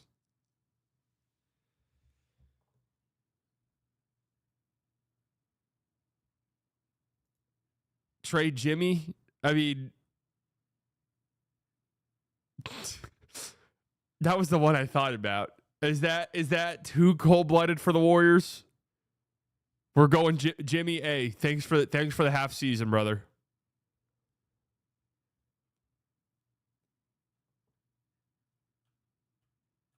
Do we think that's something that could happen? But also, then if I'm the Bucks, I want old ass Jimmy Butler. I guess maybe I could flip Jimmy. Oh, good luck with Jimmy Butler in that scenario. Good luck with Jimmy Butler in that scenario. Jimmy gets rerouted to the Bucks, and I'm the Bucks, and I have to reroute Jimmy somewhere. Good luck dealing with him. I'll go desperate, but don't have the pieces. And I don't think the Warriors are necessarily desperate, but I think they would really want Giannis. They've probably been wanting him for years. Oh, yeah, Sixers absolutely desperate, but don't have the pieces. Lakers? Buddy. Let me add a new row. 0% chance in reality, but it's the fucking Lakers, so I can't laugh at them anymore for being delusional. Tier? For being delulu. And that's where the Lakers belong.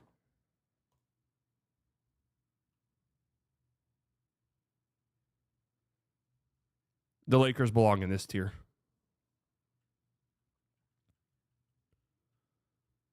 Realistically, who the fuck knows? Maybe. Honestly, if a Lakers fan came in there like, yo, man, we're going to get Giannis. I'd be like, dude, you guys might, man. Like, straight up, you guys might. I don't know.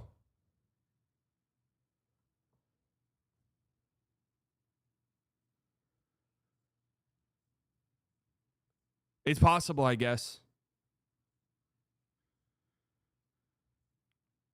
Now, do we think there's a tier where it's like,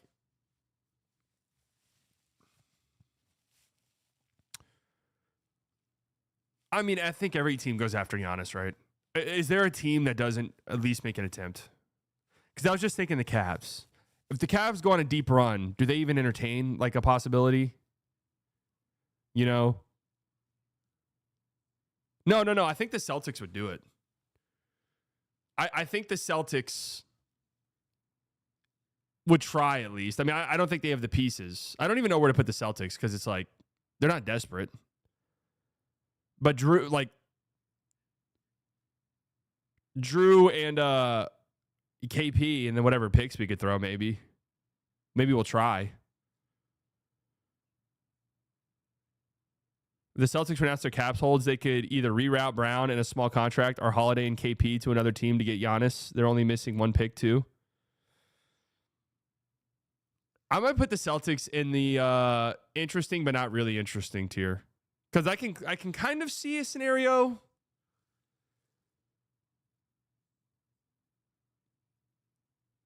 But again, if I'm the Bucks, Denver would definitely be interested. Denver's probably calling. They're like, hey, what about Jamal? Beep, beep, beep. Hello?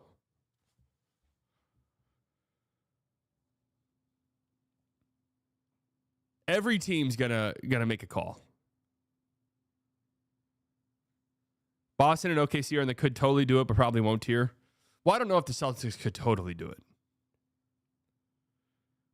If OKC gets upset, they go all in on Giannis. That's, honest to God, that's actually where I'm at.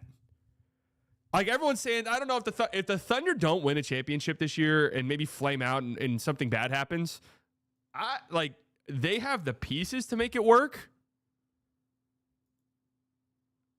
And I, honest to God, think they would do it.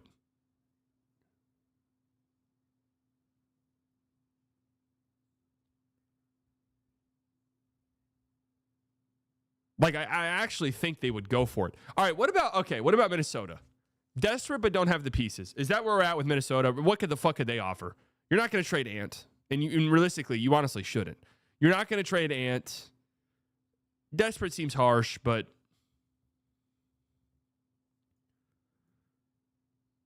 we'll put Minnesota there. They don't have the pieces. I'm going to put Miami in interesting, but not really interesting, because I think they'll be aggressive. Yeah, seeing Giannis in a Miami Heat jersey, fine. But, like, what is their team after that? You know, like, that's just, hey, Giannis is in Miami. Okay. But, like, what's their team look like? Because what's that trade look like?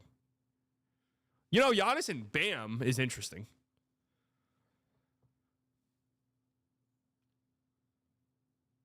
McDaniels and Dante or something to yeah, but they don't have picks. Like, that's not interesting at all if I'm the Bucks. Now we're getting to, like, the actual interesting team. I kind of want to put Bucks in interesting, but not really interesting. Like, that's kind of where I want to put them. I have no interest in Giannis. And I feel bad for Bucks fans saying something like that, but I have no desire to see Giannis on the Bucks anymore. I think it's over. Like, just for watching Giannis playing competitive basketball games and have a chance to win it all, I think Milwaukee's off the table. Do we think that's fair?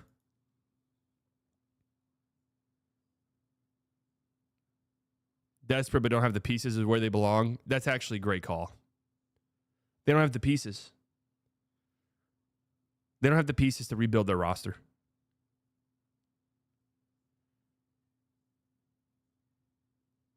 What should our next tier be? All of these teams could do something interesting. Even the Knicks. Even the Knicks. You might see the Knicks there and be like, what? Even the Knicks. The Knicks could throw you an interesting trade. The Cavs, the only reason why I'm keeping the Cavs here, because what if they lose? Hey, man, in my bracket, I picked the Pacers to beat them. I don't think I'd actually pick that, but what if they lose to the Pacers in round 2? What if they lose to the Pacers in round 2? And maybe they look at their situation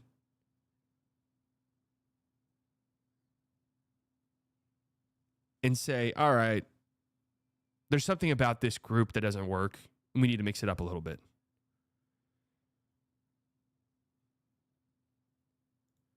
Now, the problem for Cleveland is they don't have picks.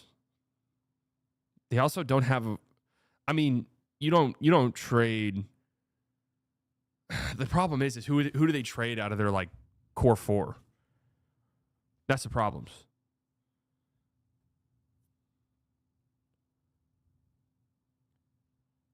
Who in their core 4 would they have to trade? Garland and Allen. So Mitchell, Mobley, and Giannis. Yo, Mobley and Giannis is fucking disgusting. Mobley and Allen, or Mobley and Giannis is disgusting. But like low key, that's a lot.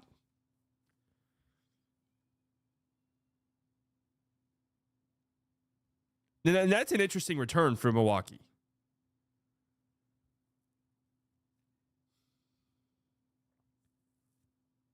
I don't think they would do it, though. I actually don't think Cleveland does that. Unless they flame out.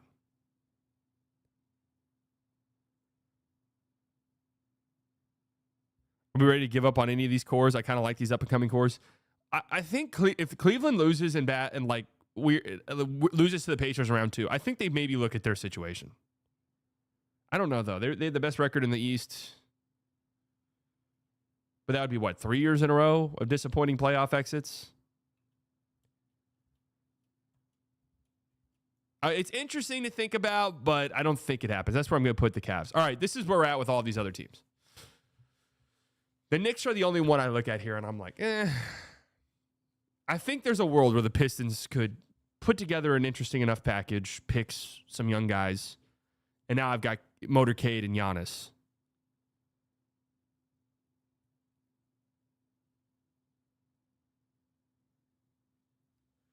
The Knicks could do a... Now, the question is would... Knicks might belong in interesting, but not really interesting, because I'm thinking about their package. I'm thinking about their package. And if I'm the Bucks, Cat's at $53 million next year. So we can get there just off of that. If I'm not necessarily interested in being in the Cat business, we could go OG and someone else. OG and another contract, and now we're talking. But what the thing is what's the Knicks pick situation? Yeah, they traded so many picks for Mikal. What picks do they have to trade? They have none? Like none at all? They've got their own in 26. They've got a 26 from Washington. A swap in 28 that they own. That are 2030 they own. Okay, so they really don't have picks pretty much. Can they trade any of those? They could trade one of the 26 ones. Okay. Yeah, interesting, but not really interesting.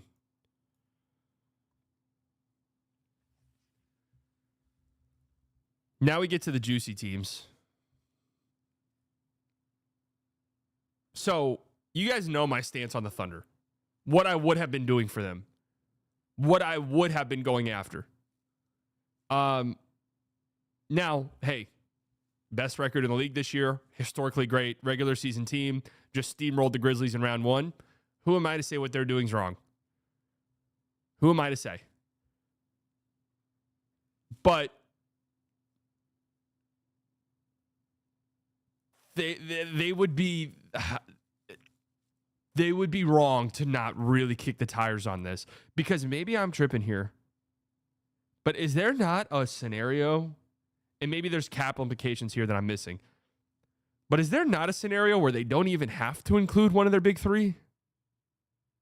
Or am I off on that? Because their problem is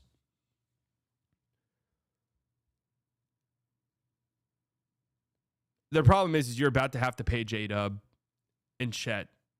They're probably rookie max extensions. It would fuck him up for the future, I think, badly. But next year, J-Dub's at 6.5 and Chet's at 13 million next year.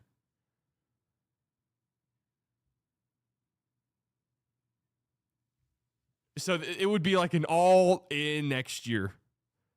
I mean, they'd have to trade one of those guys.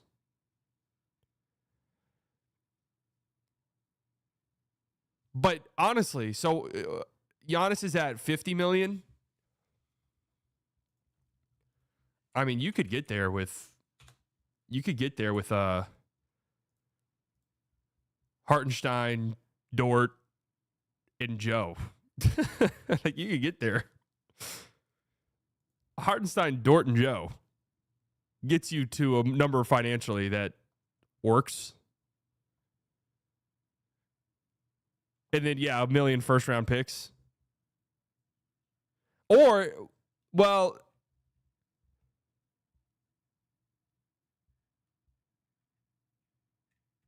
that sounds terrible. Well, if I'm the Bucks, the reason why I would be doing that is because I'd be getting 1 million first-round picks. Like, that would be the pick package. That would be the, we don't have any of our picks. We're taking a dart. We're throwing, we're hoping one of these picks we get hits the lottery, basically.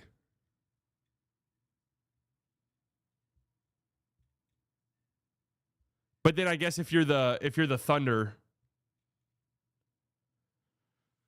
yeah, I'd have 4 guys making max money.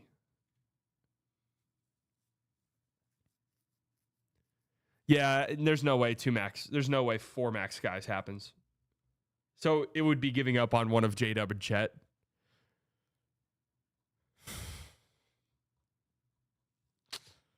I just don't see a scenario where it happens. I don't see the Thunder, like, the way that they think, I don't see a scenario where the Thunder give up on that. I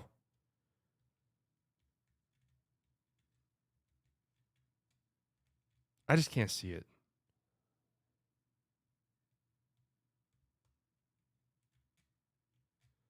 And now, unless you lose early in the playoffs and J-Dub looks concerning, that's when you really consider it. If they lose in the conference finals or some shit, I think if you make the finals, even if you lose it, I don't think you do anything. But if you lose in the conference finals or something, God forbid, next round, and J-Dub kind of struggles and doesn't step up, and he was great in round 1.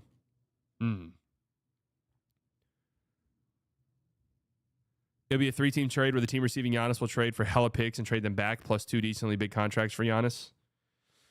So if I were the Bucks, the thing I'm telling the team that I'm trading with is figure out a way to get that pick swap from the Pelicans and send it to me. You can do that, right? You can trade for another team's pick swap. Is that something you can do? Like, could a team trade with the Pelicans and get the Bucks pick swap in return? Or would it turn into a 3-way swap scenario? How does that shit work? I'm trying to think if I can remember a trade that did that. I'm sure there is. We're so removed from trade season that you can't do that. B's a troll in the chat, so I need to know.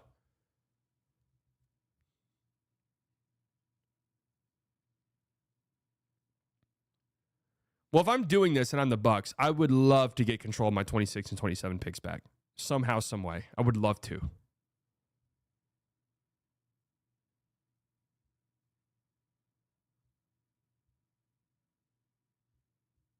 Only the Bucks can get their own swap back.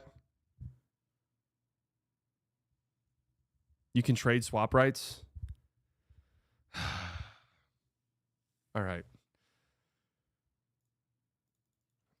Can you trade other teams' pick swaps in the NBA?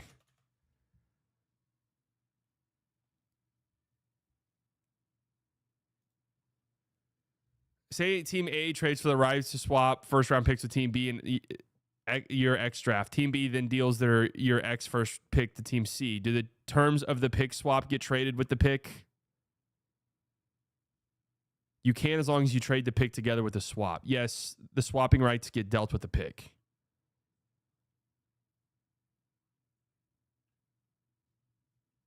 Okay. I'm still confused by this. I'm still a little confused by this.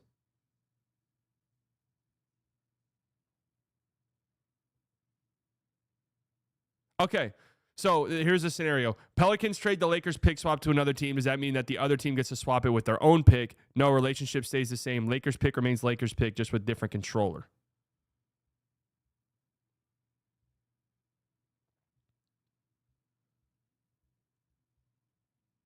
The pick swap is a two. Okay. So I think they could do it. All right. That's neither here nor there. That's what I would want.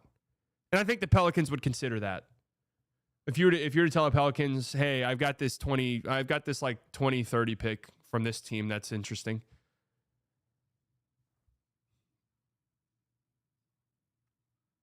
Would any picks be involved in Luka Giannis trade?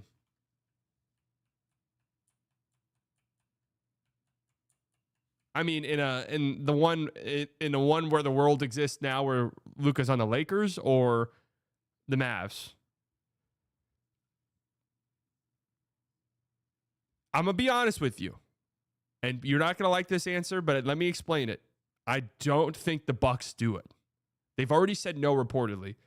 The reason why I'm saying that is, great, we're trading Giannis, who wants out of here because our team sucks and there's no future, for Luka. Yeah, Luka's great. He's going to be a free agent soon. What do we have to tell him? Like, what do we have to give Luka that's going to convince Luka to stay in Milwaukee? At that point, I'd rather adjust the picks. That way I can at least build a fucking team down the line. Because, like, if Giannis wants to leave, then why in the hell would Luka want to stay? Like, Luka doesn't even have a tie here. Culver's? Hey, there's Culver's in Dallas, by the way. But true, those cheese curds. All right, now I'm interested in like where the rest of this ends up. We'll have the top one be print the jerseys. Houston absolutely belongs up here.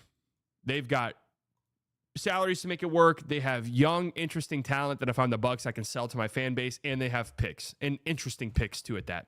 Very valuable picks. Houston will be all in on this shit. All in on it.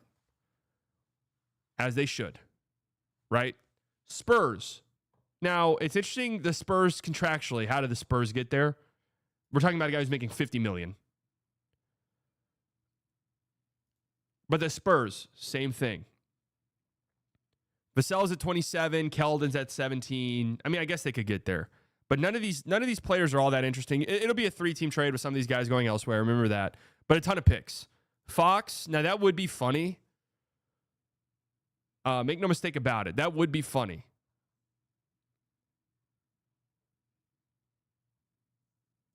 But it's not happening. Let's see. The Spurs picks that they could trade. They've got 2 lottery picks in this upcoming draft. Their own in Atlanta's. So immediately that's something you could dangle in front of them. You've got an Atlanta swap in 26. My God, dude, these fucking Atlanta picks. Atlanta in 27. My God, Atlanta. That's brutal. Boston swap. You got a 29 first of your own that you can trade. Dallas swap in 2030. Sacramento swap in 2031. I'm sorry. Sacramento has that swap. So they got quite a bit that they could offer in terms of draft capital. And all of those I just mentioned are interesting. All of those are good.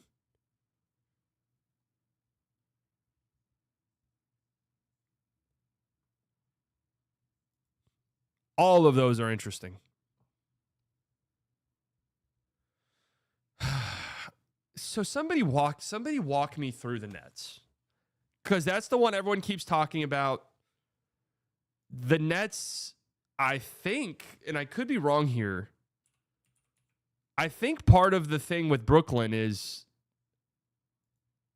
their salary situation allows it to where they can take on some of Giannis's contract and not have to send big salary in return, which would be valuable Brooklyn. Oh wow, Brooklyn's projected cap space this summer is $91 million. So Brooklyn could just absorb Giannis. Correct?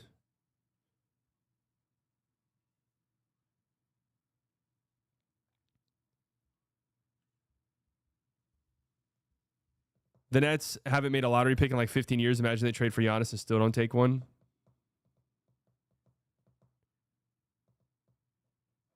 Blazers have a really good package. I put the Blazers in interesting. $91 million, is this right? They really have that much money? So they could just absorb Giannis.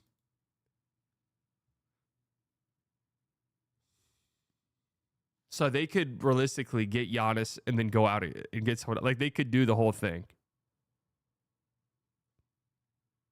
They'd have to renounce guys. That's what the projected cap thing is. I guess the thing is they can clear up so much space if they wanted to. Now, the only issue I have with this, if I'm Milwaukee, I really want a young guy who can sell my team. Like, I want somebody that I can at least sell my fan base on, because people are going to be mad and upset. Can I get one guy that I can be like, guys, look, he's probably not going to be Giannis, but because it's hard. It's hard to do but we got like, ooh, all right. Okay, never mind. 2025 first. I thought this was 2026 Milwaukee first. I mean, the picks that the Nets have is just fucking ludicrous. Like, it's insane how many picks the Nets have. Cam Thomas. So I guess I'm going to the Nets and I'm saying, can you package some of your future firsts? We want some of the picks that you have, but is there a package you can present to the Pelicans to where we can get our swaps back in 26 and 27?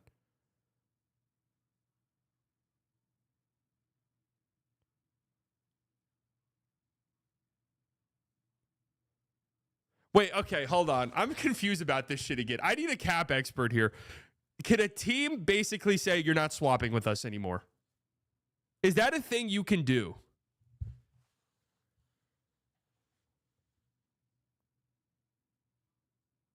Like, remove the swap. Like, I'm saying, could the Bucks go to the Pelicans and be like, we're not swapping 26 and 27 anymore? Because the Pelicans have the Bucks 26 and 27 first round pick swap. They can swap. The Pelicans can't. From the Drew Holiday trade. That's how fucking they're still paying for it.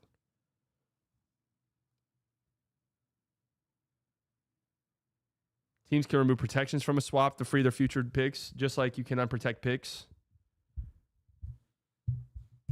Because if that is something you can do, if I'm the Bucks, whatever team I'm trading with, I want them to do that. I want them to figure out a way to get the Pelicans to agree to that.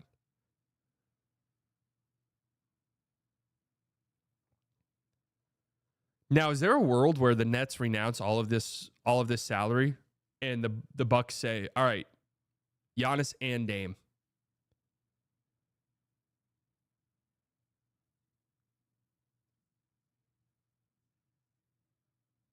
Giannis and Dame, you're eating that Dame contract. We're in the business of saving money now.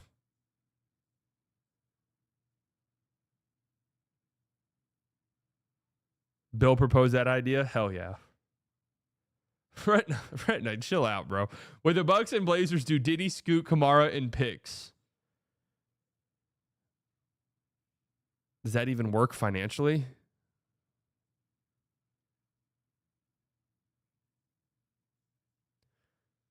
I don't like, if I'm Giannis, I want out of Milwaukee. I'm 30 years old. What is drawing me to the Nets exactly?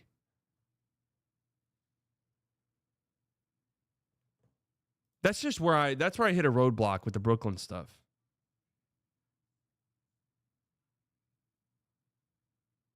Right, like what is my, unless it's Antetokounmpo GM, And hey, with the cap space, I've already talked to this guy. He wants to come here. I already talked to this guy. He wants to come here. Like, if I'm the Nets, is it like similar to the Kawhi Paul George thing where it's like, I'm trading? Hey, Giannis, I'm speaking as Brooklyn's GM. Giannis, we're open to trade for you. If you're okay on it, you sign off on it. You know, you're cool with it. We also have a trade lined up for this guy.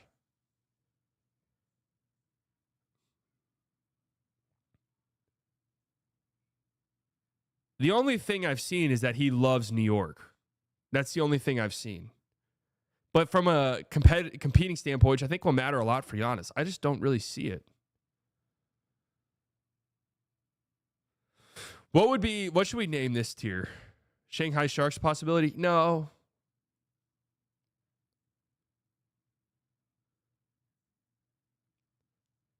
Sally, would you be deaf, but you'll have Captain American physique for the next 100 years and you have $10 million? No, honestly.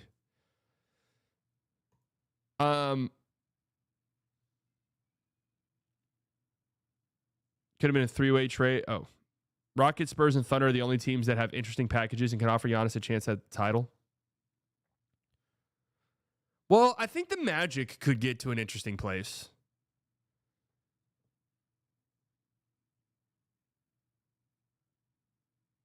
I do think Orlando could get to an interesting place. Magic have no shooting. Wow, the Magic just don't have any guys on. Well, Franz's big contract kicks in next year. So does Suggs.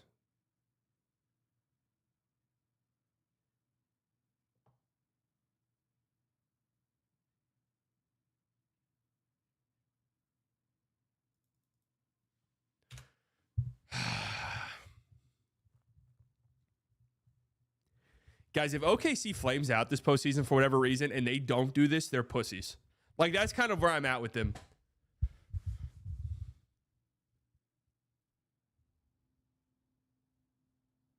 Honestly,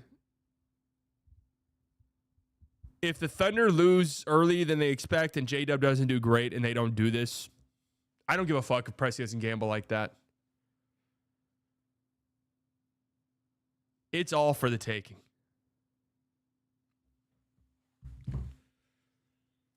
What about surprising, but not surprising? Like, if it happened, you'd be like, whoa. But it wouldn't be that shocking. I think that's where I'm going to put the Nets. Like, I just don't see it. I think that's where I'll put the Magic. I guess that's where I'll put the Thunder. OKC Nets, only realistic options. Am I crazy for saying Cavs want to trade Mobley for Giannis? I mean, we just had that whole conversation about the Cavs. Small market teams have no chance. Been in a small market his whole entire career. Luka and Giannis. Luka's not been in a small market. Oh, Giannis a Lakers, what you're saying. Okay. I mean, maybe, bro. Maybe.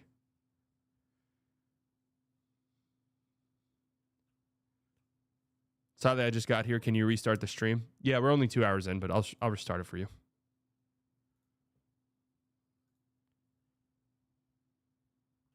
Yeah, I don't think Presti does it now that I'm thinking about it. 2K, I'm 2K GMing, my ass would 100% do it. I think the Pacers are such an interesting team. They have really no choice but to make an aggressive move this offseason with all of like the contracts and the fact that they have like a pretty deep rotation of guys that they're going to have to consolidate their assets at a certain point.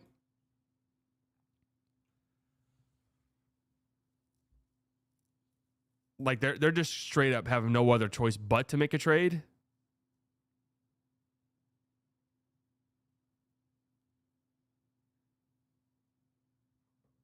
I'm going to put them in surprising, not surprising. And where do we have... why do you guys keep saying like Luka's not getting traded?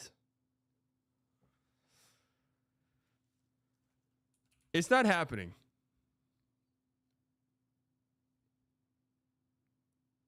Pistons are interesting, but there's no way. I like Spurs Rockets. It just makes the most sense to me.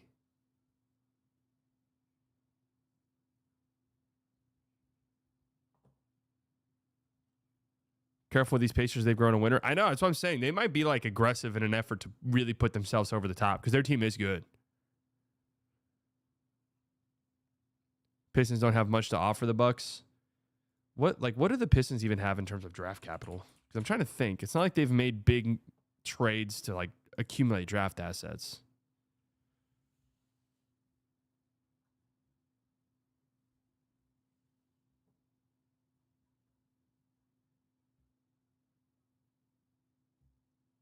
Why does Minnesota have Detroit's pick this year? Did I miss that one? Oh, the cat trade? Okay. That's right.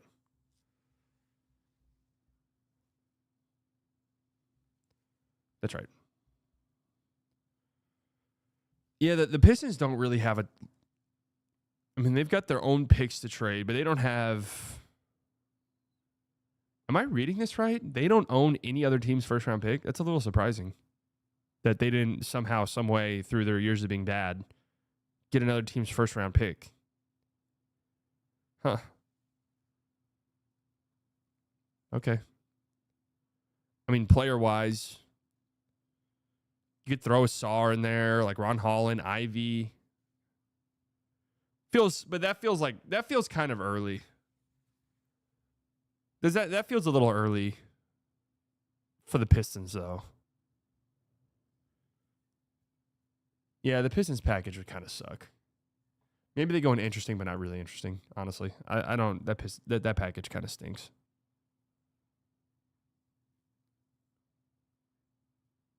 The Bucks are not sending him to a team in the same division. I think it's going to boil down to where Giannis wants to go, honestly. I think the Bucks, the reality is once they trade Giannis, they're done.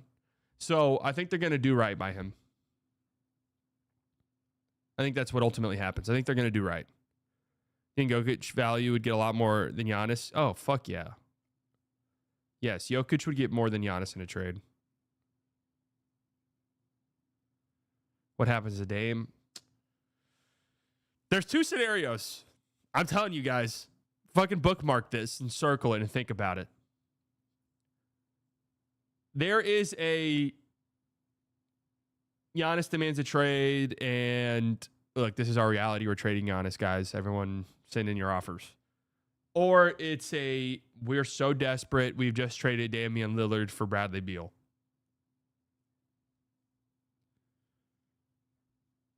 We just traded Damian Lillard's contract for Paul George.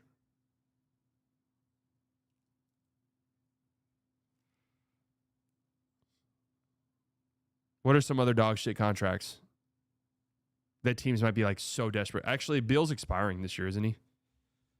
There's no way the Suns would do that.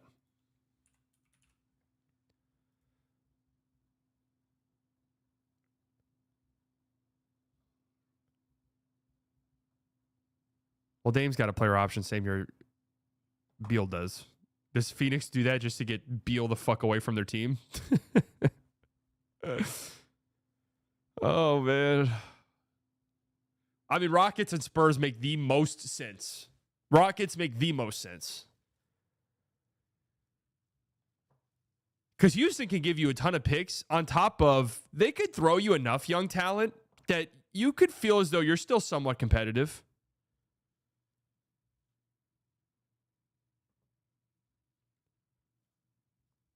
Houston isn't going to trade Şengün for Giannis. Get serious. Rockets starting negotiations tonight after the series ends. The Rockets are going to be aggressive, and they should be. Is there a shot the Pels would trade Zion and stuff for Giannis? But I mean, like, there's not a world that exists where Giannis wants to go to New Orleans. You know, like, there's not a world that exists.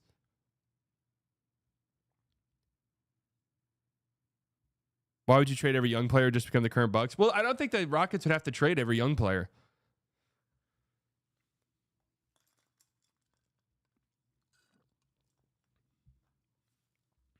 Like, I think you could get there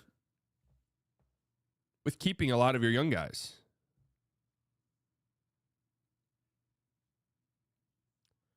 This is going to be a crazy summer. I mean, it's the writing's on the wall that Giannis probably wants out. I mean, the Bucks will do something like they have to, whether that's a Giannis trade or them doing some other desperation act just to keep him. We know Phoenix will be aggressive in their pursuit of trading KD away, so that's something to watch. Let's say, hey, the Nuggets look like they're going to win this round probably, but let's say they come back, the Clippers come back down 3-2 and win, or the Nuggets get smacked by the Thunder next round. Maybe they feel like they need to do something aggressive. It's already kind of been laid out there, and to me, that felt like soft launching when there was reports that Celtics were like, hey, there's a world where the Celtics might have to trade some guys this summer just for some financial flexibility. Like that to me felt like soft launching. If Şengün is gone, Giannis, Amin, Steven Adams, big three. All right, get serious with the Steven Adams big three. Let's say the Knicks blow a 3-1 lead or get smacked by the Celtics in round 2. What happens for them? I think the Knicks would look at their situation more like how the Cavs looked at their situation last year. It's like maybe a big coaching change and philosophy change is what we need. Maybe we don't need to rush to any like major roster overhaul. Maybe we need a coaching and philosophy change. I think Memphis will be aggressive. I think Orlando's for sure going to be aggressive. Indiana has to do something. The Rockets will be aggressive. The Spurs, I'm not 100% sure will be aggressive. And I'm telling you guys, don't sleep on the Blazers. Do not sleep as Portland as a team. We saw them last year make the Denny trade, where you're like, whoa. Don't sleep on Portland being a team that makes a sizable move that shocks people.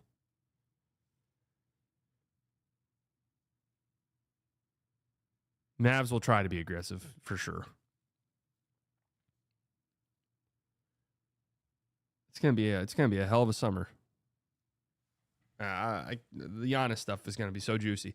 All right, guys, we've got a couple potential closeout games tonight.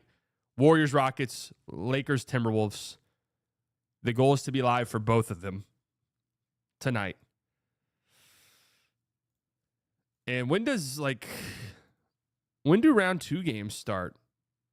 Out east, we know every single round 2, don't we? Sundays when we get Pacers, Cavs, game 1. This Sunday. Is there a world in which, I guess Friday night, it's possible there are no games? Saturday, it's possible there are no games? That's not a world I want to live in.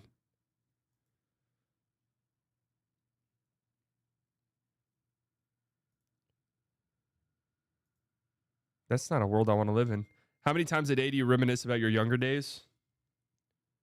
Not often.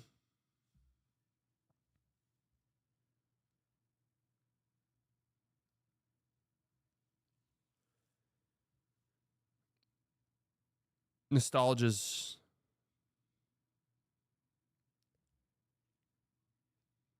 not good for anyone. So I can't even remember his younger days. That's right. Am I crazy for saying I wouldn't trade Denny for Greece? Yes. All right. If you're listening to this on Spotify, leave a 5-star review. I love you. Grease of cheeks. What does that even mean? We'll be live again tonight, 6:30. I'll see you guys in a few hours, pretty much. Are we getting closeouts tonight? I don't think the Lakers lose tonight, but I've really thought about that scenario where the Timberwolves come out and just punch them in the mouth, and it's kind of like an aggressive onslaught. I hope that doesn't happen, but I can't shake the thought of it out of my head. Spam risk. I'm getting just destroyed by spam calls. Is that a thing that's happening for a lot of other people?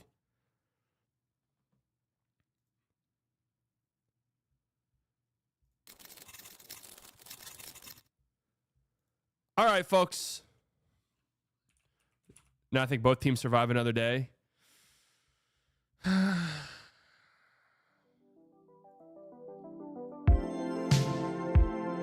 think it might be curtains in Houston. I don't know. We'll see. I don't think they're going to go down without a fight, though. Quite literally, probably.